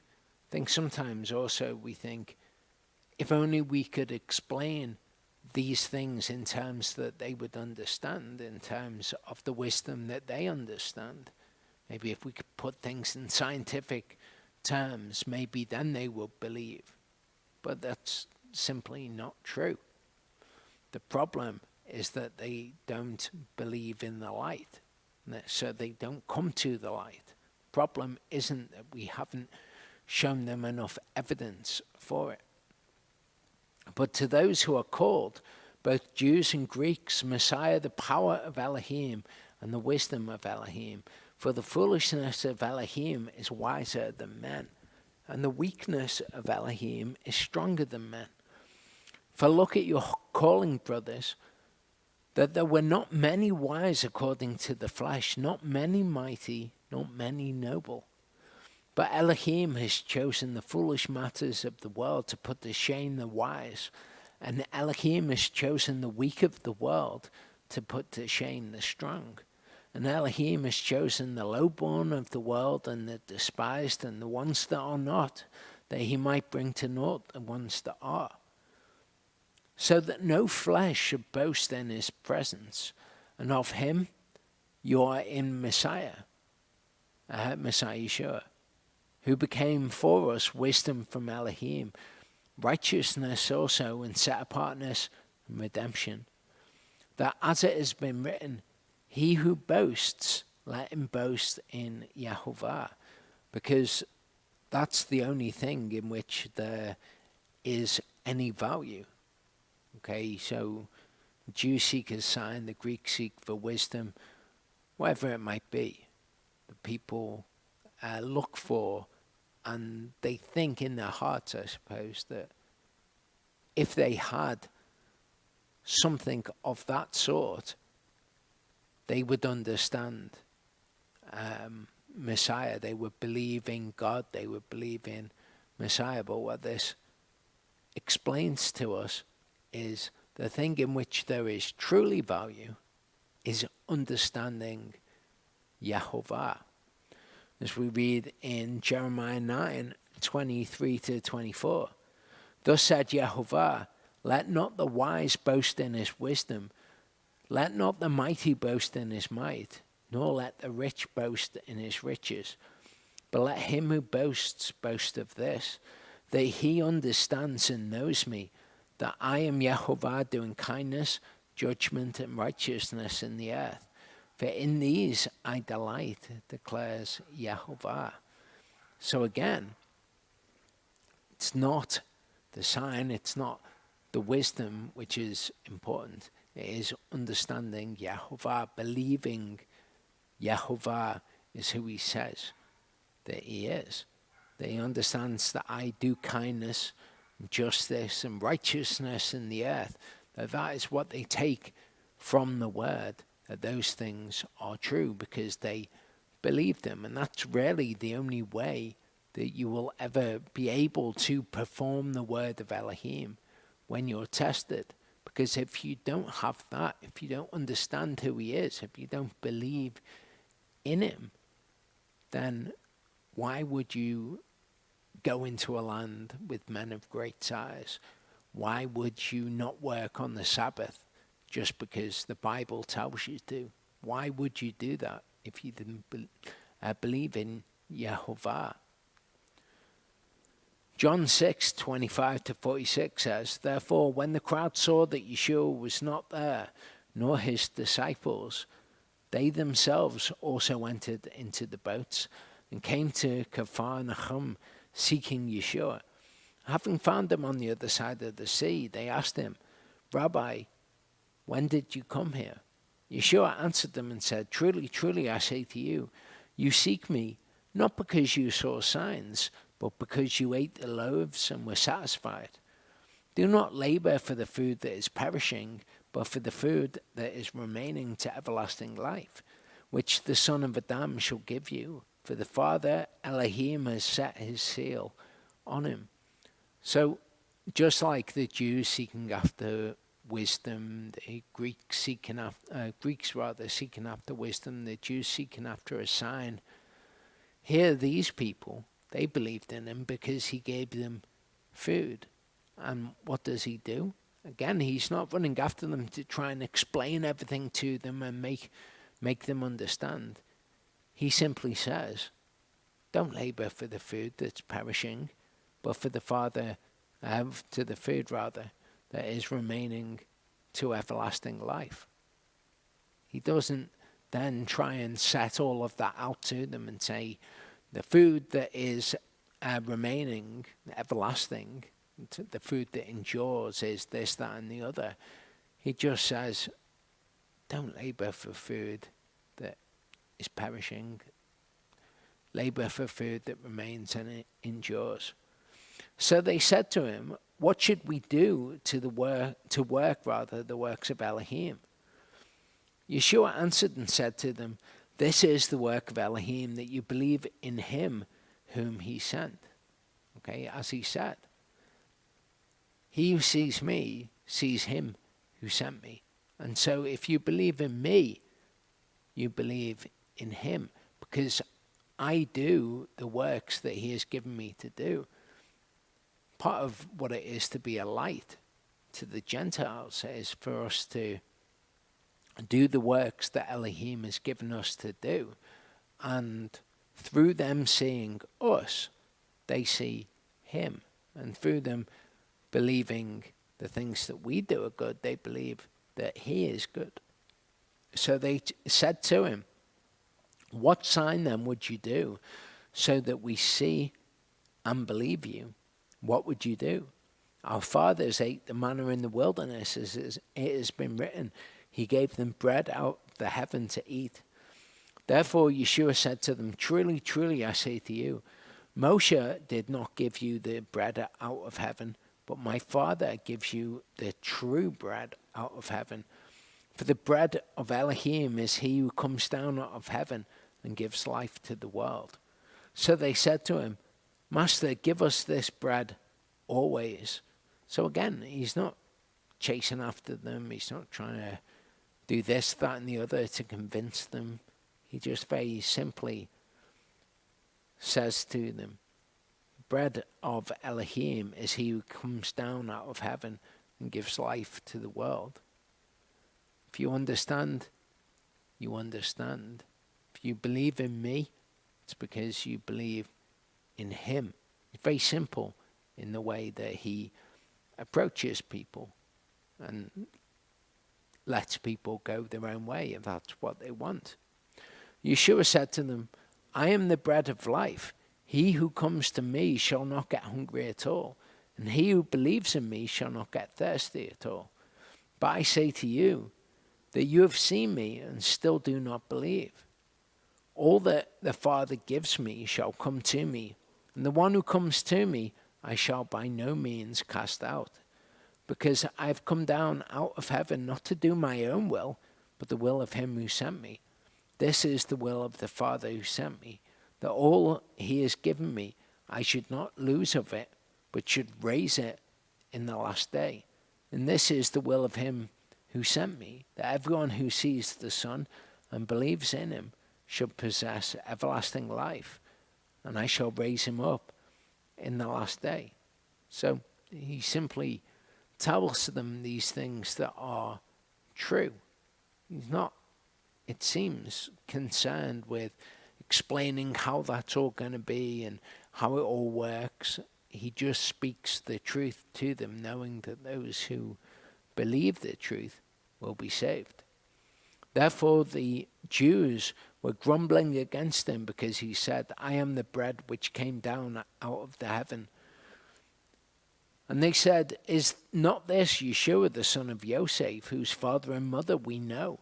How is it then that he says, I have come down out of heaven? Then Yeshua answered and said to them, do not grumble with one another. No one is able to come to me unless the Father who sent me draws him, and I shall raise him up in the last day. And how will the Father draw people? Well, it's those who believe. He says, no one is able to come to me unless the Father who sent me draws him. Okay, so no one is going to be able to come to Yeshua to be saved unless they believe the word and they're drawn by the word. Those who believe in the light and come to the light because they understand it when they see it. I think very many times we get so caught up thinking that we're going to be able to convince people who are walking in darkness of whatever it is about Elohim, that we're going to be able to make them see. When the truth, it seems, is that if they see it, they see it. And they're drawn by the Father when they see it. No one else is able to come to him because they're not drawn by him. It has been written in the prophets, and they shall all be taught by Yahuwah. Everyone then who has heard from the Father and learned comes to me. Not that anyone has seen the Father except he who is from Elohim. He has seen the Father. Okay. Again, what does it mean by seeing the Father? He who is from Elohim has seen the Father. Well, what did he say? He who has seen me has seen the Father, because I do the works that the Father's given me to do. Paraphrasing what he said there, but that's the basic gist of what he said. So, no one has seen the Father except he who is from Elohim. These statements are incredibly profound, and he's telling them all of this truth plainly. He's speaking to them the truth plainly, but the ones who hear it and understand it and see the Father in what he's saying, they are the ones who will come to the Father. All the rest of them, he could have said whatever he wanted to them. If they didn't believe what he was saying, they didn't believe the word, if they hadn't seen the Father, so to speak, then all the signs, all the bread, all the wisdom, whatever it is that people want, wouldn't make any difference. John 6:60-68 says, "Therefore many of his disciples, having heard, said, 'This word is hard. Who is able to hear it?' But Yeshua, knowing within himself that his disciples were grumbling about this, said to them, 'Does this make you stumble? What if you see the Son of Adam going up wherever he was before? It is the Spirit that gives life. The flesh does not profit at all. The words that I speak to you are spirit and are life. But there are some of you who do not believe.' For Yeshua knew from the beginning who they were who did not believe and who would deliver him up. And he said, 'Because of this I have said to you that no one is able to come to me unless it has been given to him by my Father.'" So Yeshua knew those who believed the message, those who were following after him because they'd seen him do miracles, do healings, do whatever signs and wonders. It says, "Because of this I have said to you, no one is able to come to me unless it has been given to him by my Father." Not that, again, he does it capriciously. That he says, okay, you and you and you, I'm going to give to you to be able to understand the kingdom of heaven. It's those who are drawn by it. From then on, many of his disciples withdrew and were not walking with him anymore. Yeshua therefore said to the 12, "Do you also wish to go away?" Then Shimon Kepha answered him, "Master, to whom shall we go? You possess the words of everlasting life." They understood. The other disciples, the rest of the 120, they believed in him because they'd seen him doing all these amazing things. His true disciples were those who said to him, "This is difficult, but where else are we going to go?" Because they were drawn.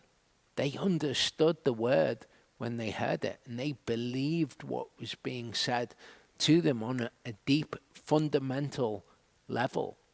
The fact that Yeshua came doing all these signs confirmed what they believed. They weren't convinced by the signs, nor were they dissuaded from what they knew to be true. Very difficult to be dissuaded from something that you know to be true, unless you're deceived. To remember that sin is deceitful.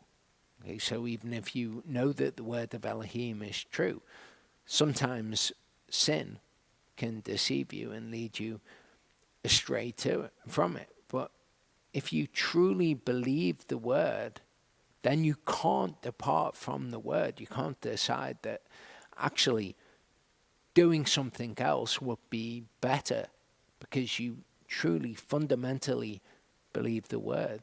Like these men say, "To whom shall we go? You have the words of everlasting life." John 11:37-42 says, "If I do not do the works of my Father, do not believe me. But if I do, though you do not believe me, believe the works that you know, and believe that the Father is in me and I in him." If you want proof, look to what I'm doing is that of the Father.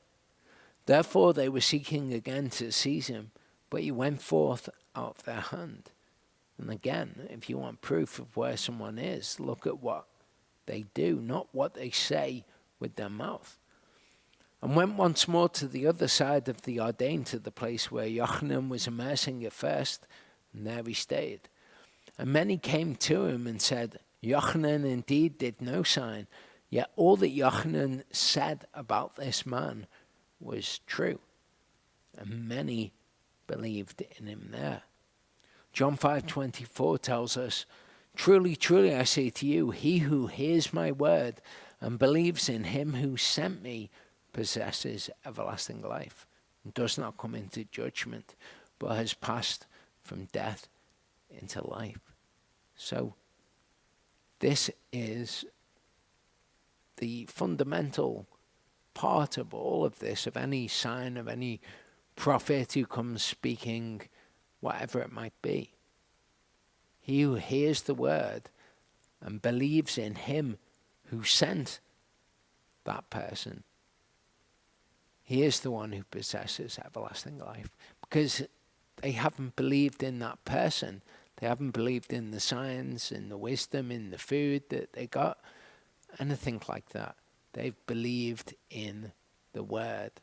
And that means they've believed in the one whose word it is. John 9:13-16 says, they brought to the Pharisees one who was blind.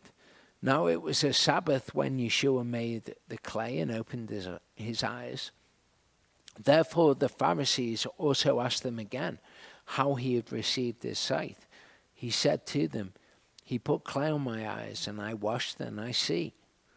Therefore some of the Pharisees said, this man is not from Elohim, because he does not guard the Sabbath. Others said, how is a man who is a sinner able to do such miracles?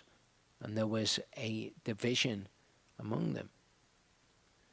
And we find out other places in Scripture that indeed those who are of lawlessness can do signs and wonders. And we'll look at those things before we finish.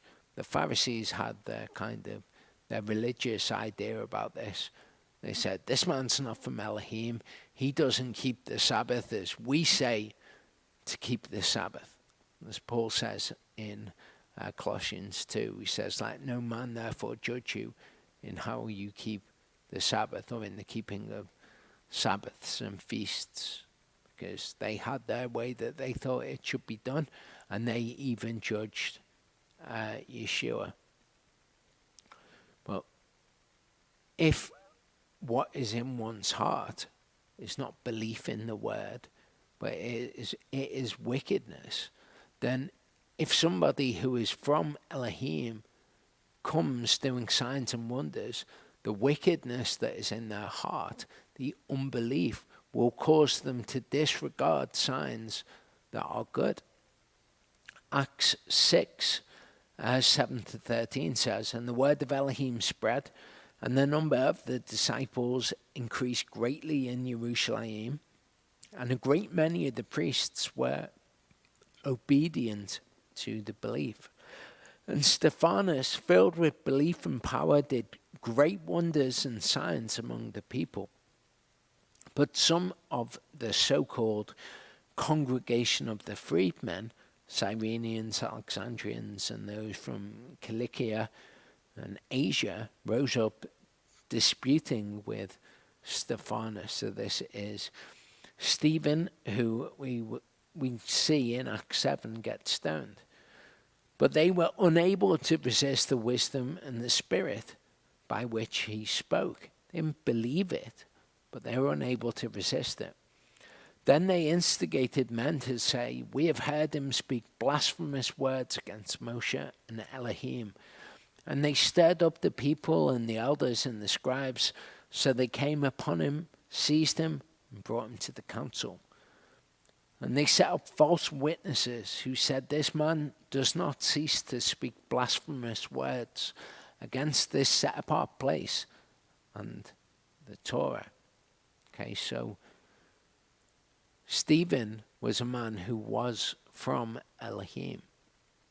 He came doing great signs and wonders, but they disregarded them. Even though they couldn't resist the wisdom by which he spoke, they disregarded the signs. They didn't believe in the wisdom, certainly. In John 11, it says, and when he had said this, he cried with a loud voice, Eleazar, come out. This is Lazarus. And he who died came out bound with feet and hands with wrappings, and his face was wrapped with the cloth. Yeshua said to them, "Loosen him and let him go."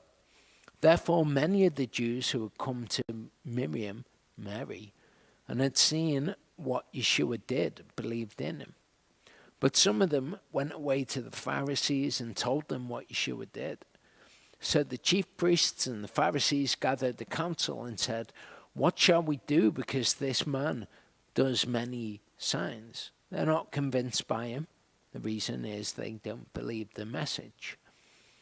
If we let him alone like this, they all shall believe him, and the Romans shall come and take away from us both our place and our nation. So they're just like the people in the Torah portion who believe that if they do what is right, that harm will come to them. And one of them, Caiaphas, being a high priest that year, said to them, "You know naught, neither do you consider that it is better for us that one man die for the people than the entire nation should perish?" Just like, I suppose, the people in the Torah portion would think. Better for us to not do what Moshe is said to do than for the entire nation to perish. John 7:24-36 says, "Therefore some of them from Jerusalem said, 'Is this not he whom they are seeking to kill? And see, he speaks boldly, and they say none at all to him. Could it be that the rulers truly know that this is truly the Messiah? And we know where this one is from. And when the Messiah comes, no one knows where he is from.'" Yeshua therefore cried out in the set-apart place, teaching and saying, "You both know me, and you know where I am from. And I have not come of myself, but he who sent me is true, whom you do not know. But I know him, because I am from him, and he sent me." So they were seeking to seize him, but no one laid a hand on him, because his hour had not yet come. And many of the crowd believed in him and said, "When the Messiah comes, shall he do more signs than these, which this one did?" The Pharisees heard the crowd muttering these matters concerning him, and the Pharisees and the chief priests sent officers to seize him. Therefore Yeshua said to them, "Yet a little while I am with you, then I go to him who sent me. You shall seek me, and you shall not find me, for where I am, you are unable to come." The Jews therefore said to themselves, "Where is he about to go that we shall not find him? Is he about to go to the dispersion among the Greeks and to teach the Greeks? What is this word which he said? You shall seek me and not find me, and where I am you are unable to come." So here we see the Pharisees and the scribes and the rulers. It was discussed that they might know that he was the Messiah. If they knew that he was the Messiah and they did not believe in him, that's entirely possible according to what we've been looking at. That it doesn't matter whether you believe the sign or the wonder, or that they say, "Will the Messiah do more signs than these?" All of that is irrelevant, whichever side of the argument you fell on, that he's not the Messiah because he doesn't follow the traditions of the elders, or he is the Messiah because he does so many signs. All of that is irrelevant if they don't believe the simple truth that Yeshua speaks to them here in verse 29, I think. 28 and 29. Yeshua therefore cried out in the set-apart place, teaching and saying, "You both know me, and you know where I am from. I have not come of myself, but he who sent me is true, whom you do not know. But I know him, because I am from him, and he sent me." So we see again, Yeshua just speaks here these very simple truths to them. He doesn't try to argue with them about any of their misconceptions about the scriptures or anything like that, because he knows it's irrelevant. Doesn't matter whether they believe him, because he has shown them great wisdom. If they don't believe the simple truth he just states to them, then it doesn't matter. Deuteronomy 13, 1-3 tells us something interesting about signs or wonders and about being led astray by them. It says, when there arises among you a prophet or a dreamer of dreams, and he shall give you a sign or wonder, and the sign or the wonder shall come true of which he has spoken to you, saying, let us go after other gods which you have not known, and serve them. Do not listen to the words of that prophet or that dreamer of dreams, for Yahuwah your Elohim is trying you or testing you to know whether you love Yahuwah your Elohim with all your heart and with all your soul. So, again, it's not about believing in the signs or the wonders. It's about the message which accompanies them. We're told if someone comes with a false message, doesn't matter if they do signs or wonders, Yahuwah is testing your heart. He's seeing what it is in which you will believe. What's the message that they're coming with? If you believe their message because of signs and wonders, then you do not believe the truth. Matthew 24, verse 24 tells us, for false messiahs and false prophets shall arise, and they shall show great signs and wonders, so as to lead astray, if possible, even the chosen ones. So Yahuwah will allow people to be deceived by signs. Why would he do such a thing? Well, we were told in Deuteronomy 13 that he's testing you to see whether you will follow him, whether you love him with all your heart and all your soul. Somebody comes speaking something that's not true, and you go after that, and you're captivated by that, and they do a sign or a wonder, and you think, yes, this is true. Then Yahuwah has tested your heart. He knows where you're at. Whereas if someone comes speaking something false, even though they're doing great signs and wonders, then Yahuwah sees where your heart is. In that, if you don't believe them, if you say, wow, they're doing great signs and wonders here, but what they're saying is against the word of Elohim, therefore I don't believe them, Yahuwah tests your heart. In that, in Revelation 13, we see those who are false, or one who is false, who comes doing false signs and wonders. Verse 11 says, and I saw another beast coming out of the earth, and he had two horns like a lamb, and spoke like a dragon. So horns are kind of physical manifestations on the earth, rulers. Two horns that were like a lamb, so that appeared good, but he speaks like a dragon. So we're warned of as such in Deuteronomy 13.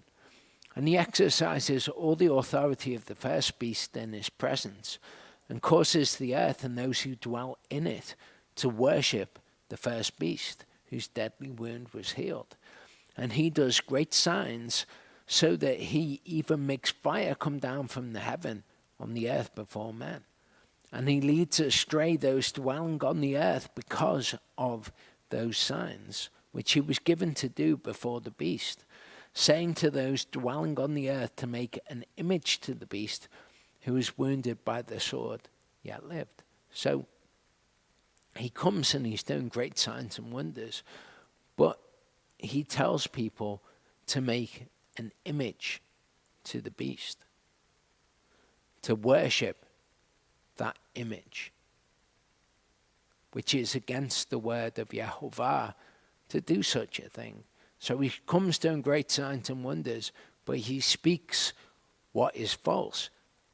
So if such a person was to come to any one of us and they were to say, I want you to do this thing which is against the Torah, and then they were showing that they had great power, then Yahuwah would be testing our hearts in that. This is exactly the false prophet of Deuteronomy 13 that we're warned of.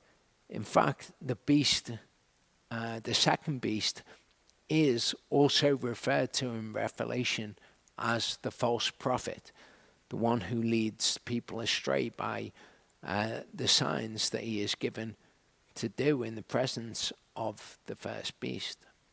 So if someone comes speaking words against the Most High, and they seem really impressive and they've got signs and wonders to do, then we are not to believe them. And this again reinforces the point that we've been looking at. It's the message which accompanies it which is the important thing, not the accompanying signs and wonders. Revelation 19:19-20 says, "And I saw the beast and the kings of the earth and their armies gathered together to fight him who sat on the horse and his army.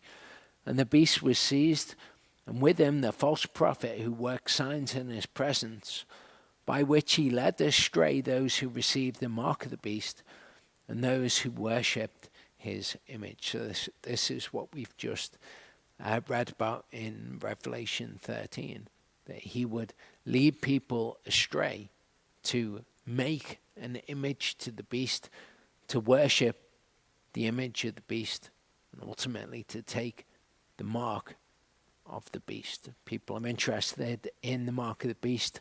There's a teaching on the channel called The Mark of the Beast. 2 Thessalonians 2 says, "The coming of the lawless one is according to the working of Satan, with all power and signs and wonders of falsehood, and with all deceit of unrighteousness in those perishing, because they did not receive the love of the truth in order for them to be saved. For this reason, Elohim sends them a working of delusion for them to believe the falsehood, in order that all shall be judged who did not believe the truth, but have delighted in the unrighteousness." So we see there, it's not about signs and wonders, it's about the message. Which message did they believe? Did they believe the falsehood, or did they love the truth? Did they believe the truth? Someone will come doing signs and wonders and will lead people astray. It goes all the way back to Deuteronomy 13. So to get back to our Torah portion, and we'll finish with this verse. Yahuwah said to Moshe, "How long shall I be scorned by these people? And how long shall I not be trusted by them with all the signs which I have done in their midst?"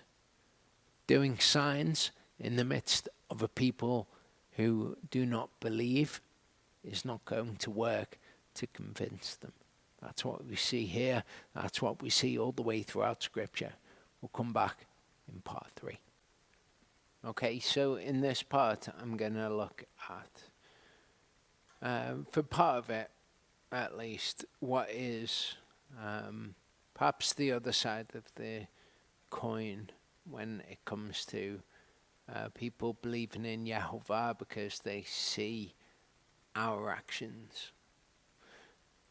Verse 11 then said, Yahuwah said to Moshe, "How long shall I be scorned by these people, and how long shall I not be trusted by them with all their signs, which I have done in their midst?" And then he gives a proposal to Moshe to consider. He says, "I smite them with the pestilence and disinherit them, and make of you a nation greater and mightier than they." And Moshe said to Yahuwah, "Then the Mitzrayim shall hear it, for by your power you brought these people up from their midst. And they shall say to the inhabitants of this city, they have heard that you, Yahuwah, are in the midst of the people, that you, Yahuwah, are seen eye to eye, and that your cloud stands above them, and you go before them in a column of cloud by day and in a column of fire by night.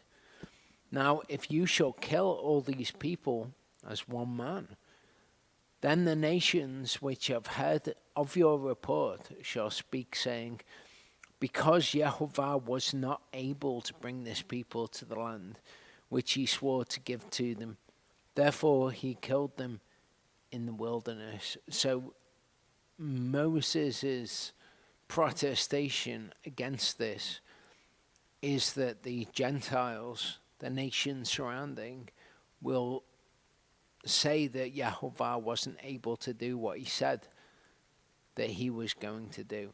And we see this kind of concern throughout Scripture about Yahuwah's name being cherished, about it being kept, about it being guarded. We see in Deuteronomy 32:26-27, it says, I said I should blow them away, I should make the remembrance of them to cease from among men. If I did not fear the enemy's taunts, lest their adversaries misunderstand, lest they say, our hand is high, and Yahuwah has not done all this. So Yahuwah says, this is why I will not destroy them, lest the enemy misunderstand. And that's kind of what Moses is suggesting here would be the outcome. In Deuteronomy 9:23-29, it says, and when Yahuwah sent you from Kadesh Barnea, saying, go up and possess the land which I have given you, then you rebelled against the mouth of Yahuwah your Elohim, and you neither trusted him nor listened to his voice. You have been rebellious against Yahuwah from the day that I knew you. So I fell down before Yahuwah the 40 days and 40 nights, for I fell down before Yahuwah, because Yahuwah had said he would destroy you. And I prayed to Yahuwah and said, O Master Yahuwah, do not destroy your people and your inheritance, whom you have redeemed in your greatness, whom you have brought out of Mitzrayim with a strong hand. Remember your servants Abraham, Yitzchak, and Yaakov. Do not look on the stubbornness of this people, or on their wrong, or on their sin. Lest the land from which you brought us should say, because Yahuwah was not able to bring them to the land which he promised them, because he hated them, he has brought them out to kill them in the wilderness. And they are your people and your inheritance, whom you brought out by your great power and your outstretched arm. So this is, in fact, all about Yahuwah's name before the nations. This retelling here in the book of Deuteronomy. This gives us some more information. Because he hated them, he's brought them out to kill them in the wilderness. This is all to do with this name. In Exodus 32:9-13 it says, and Yahuwah said to Moshe, I have seen this people, and see it is a stiff-necked people. And now let me alone, that my wrath might burn against them, and I consume them, and I make of you a great nation. But Moshe pleaded with Yahuwah's Elohim, and said, Yahuwah, why does your wrath burn against your people, whom you have brought out of the land of Mitzrayim with great power and with a strong hand? Why should the Egyptians speak and say, for evil he brought them out to kill them in the mountains and to consume them from the face of the earth? Turn from the heat of your wrath and relent from this evil to your people. Remember Abraham, Yitzchak, and Israel, your servants, to whom you swore by yourself, and said to them, I increase your seed like the stars of the heavens, and all this land that I have spoken of I give to your seed, and they shall inherit it forever. So Moshe says to him, remember that you've sworn to do this. So you could phrase it as he reminds him of his name. That's the reason that Moshe opposes this idea. Now, Yahuwah knew all along that he was not going to do that. He knows the end from the beginning. So, to me, when I read this, there must be something that it benefits Moshe in him saying, I'm going to do this, and Moshe thinking about it and saying, well, wait there, what about this? What about that? It's for Moshe's benefit, as far as I can tell. Now, Ezekiel 36 tells us about what Moshe is talking about here. And essentially, you could encapsulate it in the phrase of profaning the name of Yahuwah, teaching people false things about his name through your actions. Ezekiel 36:20-29 says, and when they came to the Gentiles, wherever they went, they profaned my set-apart name. For it was said of them, these are the people of Yahuwah, and yet they have gone out of his land. But I had compassion on my set-apart name, which the house of Israel had profaned among the Gentiles wherever they had went. Therefore say to the house of Israel, thus said the Master Yahuwah, I do not do this for your sake, O house of Israel, but for my set-apart name's sake, which you have profaned among the Gentiles wherever you went.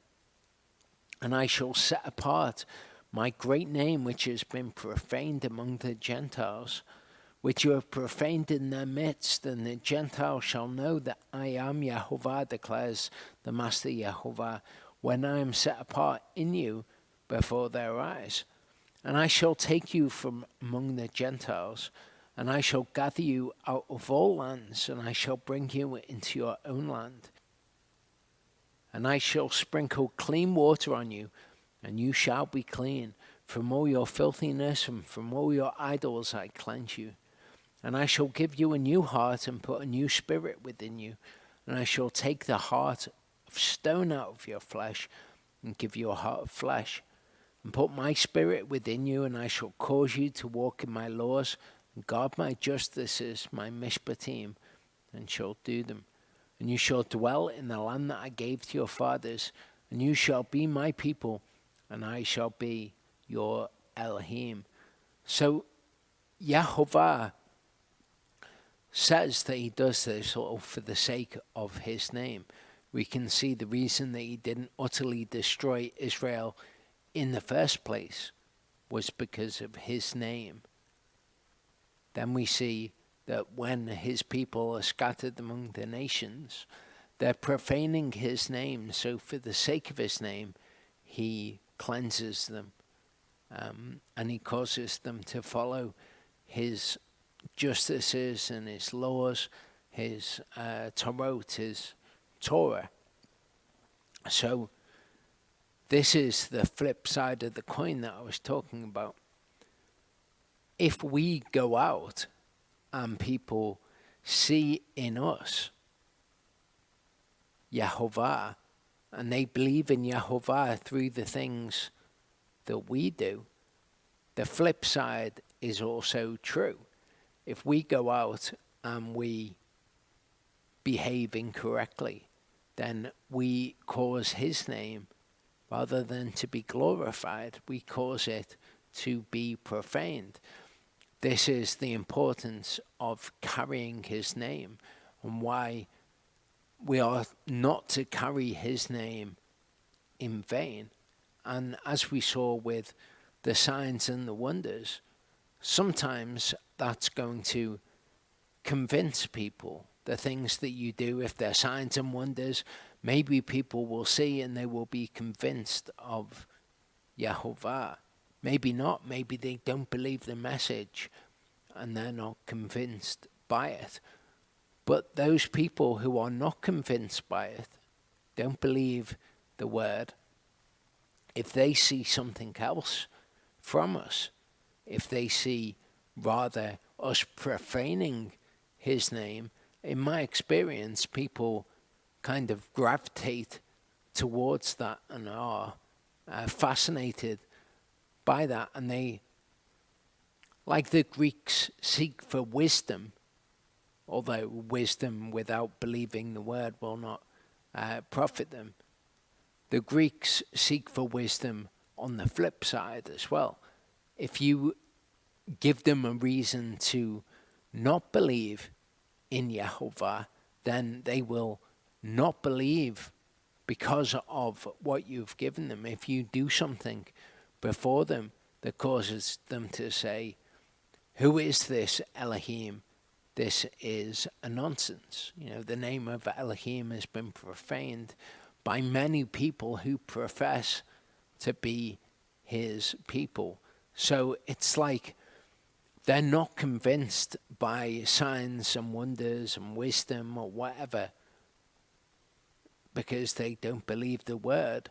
But because they don't believe the word, they are prone to believing the flip side of it. When you profane his name, or they find some kind of wisdom that they think denounces the idea of there being a God, they will love that and they'll gravitate towards that.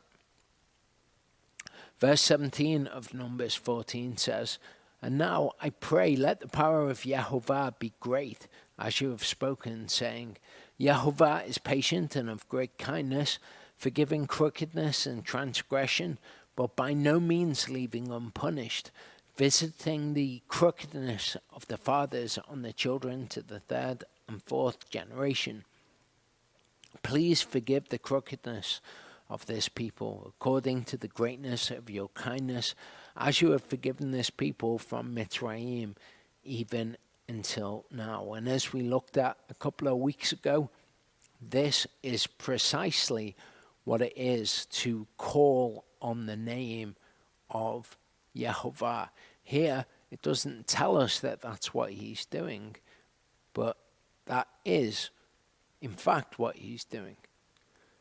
And Yahuwah said, I shall forgive according to your word. But truly, as I live, and all the earth is filled with the esteem of Yahuwah, for none of these men who have seen my esteem in the signs which I did in Egypt and in the wilderness, and have tried me now these 10 times, and have disobeyed my voice, shall see the land of which I swore to their fathers, nor any of those who scorn me see it. So he says, look, it's been 10 times now that they've tried me. That's it. They're not going to see the land anymore. Verse 24 says, but my servant Caleb, because he has a different spirit in him and has followed me completely, I shall bring into the land where he went, and his seed shall inherit it. So if we want to make it into the land, okay, we pass the tests when Yahuwah gives them to us. We follow him wholly because he is not beholden to our caprices. He's not waiting on us to make a decision whether we are one of his chosen or not. We can act in a way that will mean that he will choose us, but we can't just flit about and think that Yahuwah is beholden to our caprices when we decide to repent. He says, no, that's it. 10 times and no further. Verse 25 says, since the Amalekites and the Canaanites are dwelling in the valley, turn back tomorrow and set out into the wilderness by the way of the Sea of Reeds.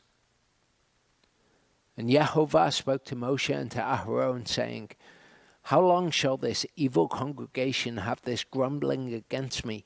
I have heard the grumblings which the children of Israel are grumbling against me.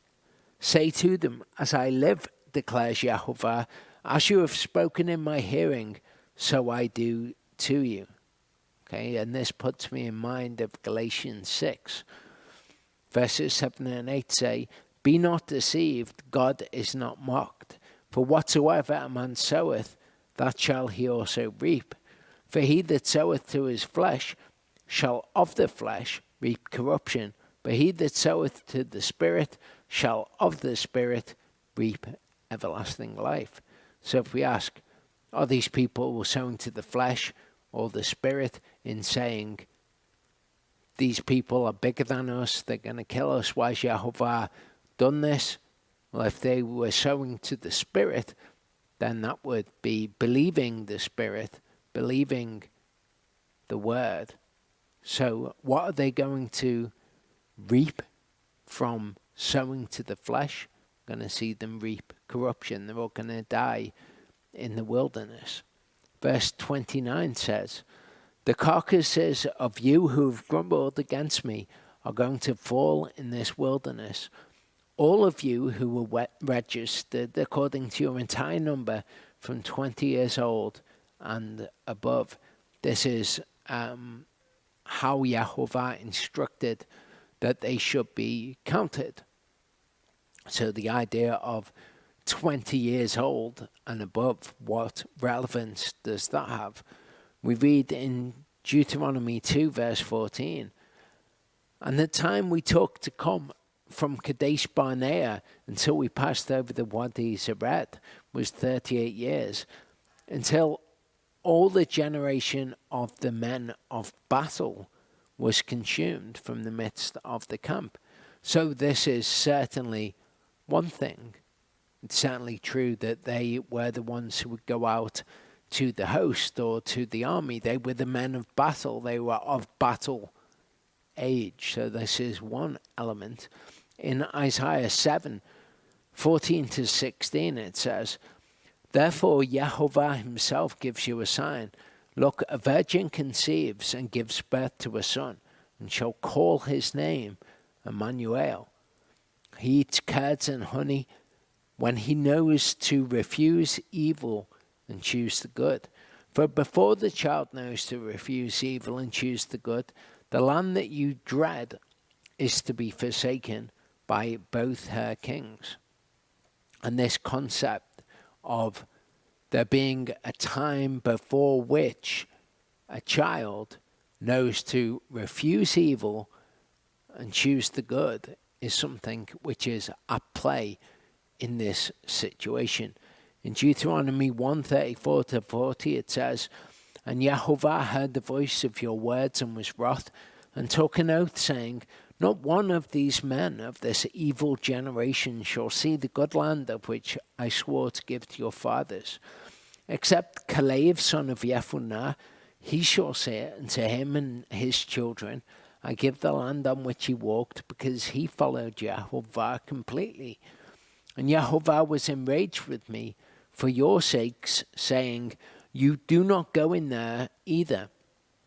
And we can think of for your sakes as being, well, it was for your sake that he was angry with me. Maybe seeing him being angry with me would do you good. That's how it can read in English. The Septuagint translation gives us a little bit better understanding of what the Hebrew actually means. In the Septuagint, it says that he was wroth with me because of you. That's what for your sakes means. It's kind of a translation which is a bit misleading, but it basically means because of you. Yahushua the son of Nun, who stands before you, he shall go in there, strengthen him, for he shall cause Israel to inherit. And your little ones and your children who are for a prey, who today have no knowledge of good and evil, they are going in there, and to them I give it, and they are to possess it. But you turn and take your journey into the wilderness by the way of the Sea of Reeds. So this retelling doesn't say those who are 20 years old and above will be the ones who will die. Rather, it says those who have no knowledge of good and evil, they're going to be the ones who go in. So we see that idea of before he knows to refuse the evil and choose the good. The idea that those who are under 20 did not have a knowledge of good and evil. Verse 30 says, none of you except Caleb, son of Jephunneh, and Yahushua, son of Nun, shall enter the land which I swore I would make you dwell in. But your little ones, whom you have said will become a prey, I shall bring in, and they shall know the land which you have rejected.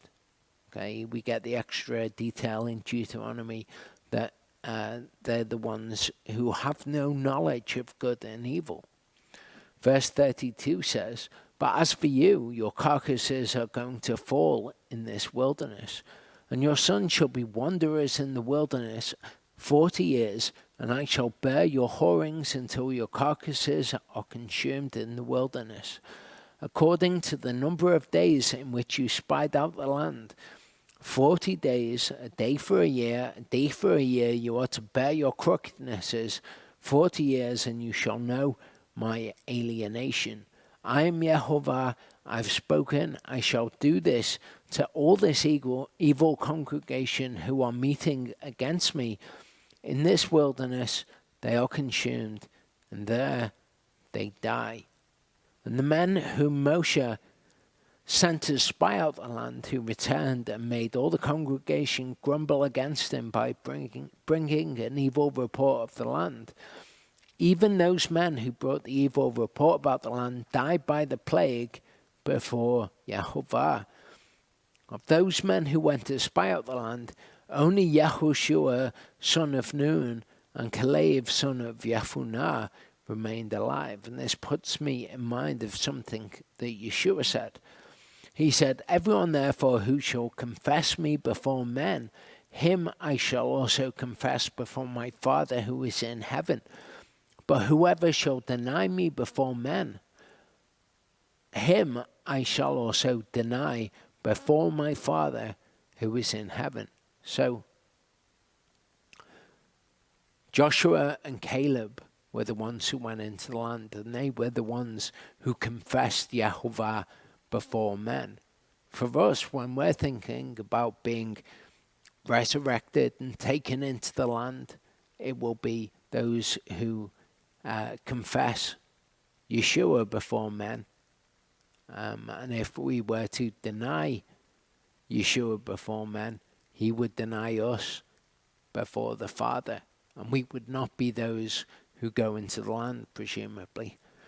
1 Chronicles 28:8-9 says, and now before the eyes of all Israel, the assembly of Yahuwah, and in the hearing of our Elohim, guard and seek all the commands of Yahuwah your Elohim, so that you possess the good land, and leave it as an inheritance for your children after you forever.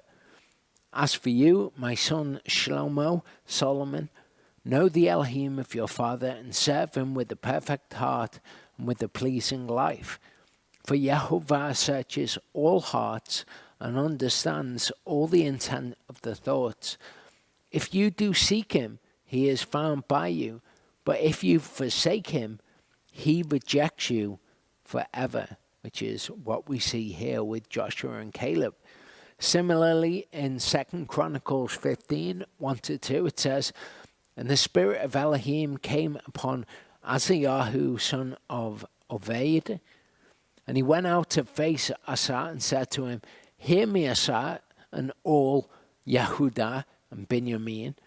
Yahuwah is with you while you are with him. And if you seek him, he is found by you. But if you forsake him, he forsakes you.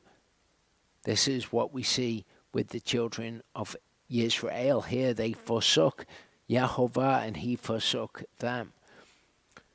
And when Moshe spoke these words to the children of Israel, the people mourned greatly. And they rose up early in the morning and went up to the top of the mountain, saying, see, we have indeed sinned, but we shall go to the place which Yahuwah had spoken of. And I experience this sometimes, speaking the word of Yahuwah to people. People who are unprepared to meet the tests, those who, when their faith is tested, they choose their own comforts rather than the reproach of Messiah, so to speak.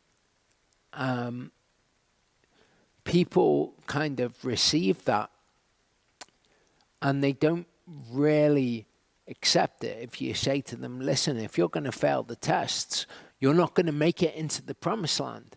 They don't receive that, and they kind of want to go about doing things their own way, which they've somehow convinced themselves is going to work out, even though the word says something different.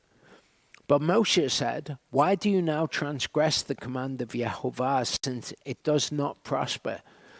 Do not go up, lest you be smitten by your enemies, for Yahuwah is not in your midst.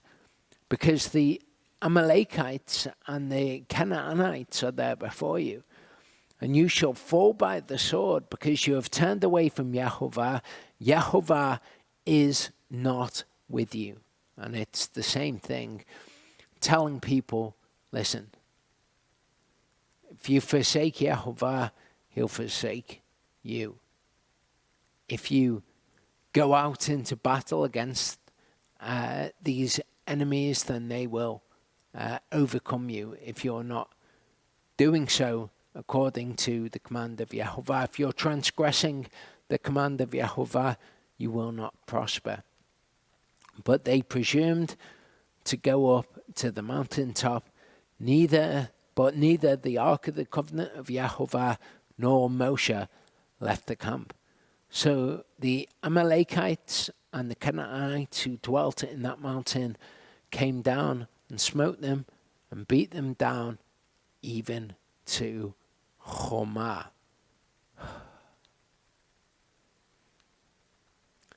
And Yahuwah spoke to Moshe, saying, and this is the final part which is in this Torah portion, chapter 15. I'm not going to go all the way through chapter 15. If you understand the sacrifices that are asked for, then going through Numbers 15 is not strictly necessary. But one thing that I do want to explain to people, because people misconstrue what is written, and they think that all of the Torah is of this sort, is verse 2. It says, speak to the children of Israel and say to them, when you have come into the land of your dwellings, which I am giving you.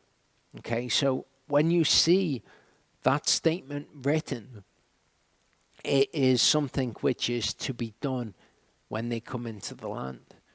Sometimes people read this statement and they say all of the Torah is only to be done in the land, but that's not true, and I'll show you some examples.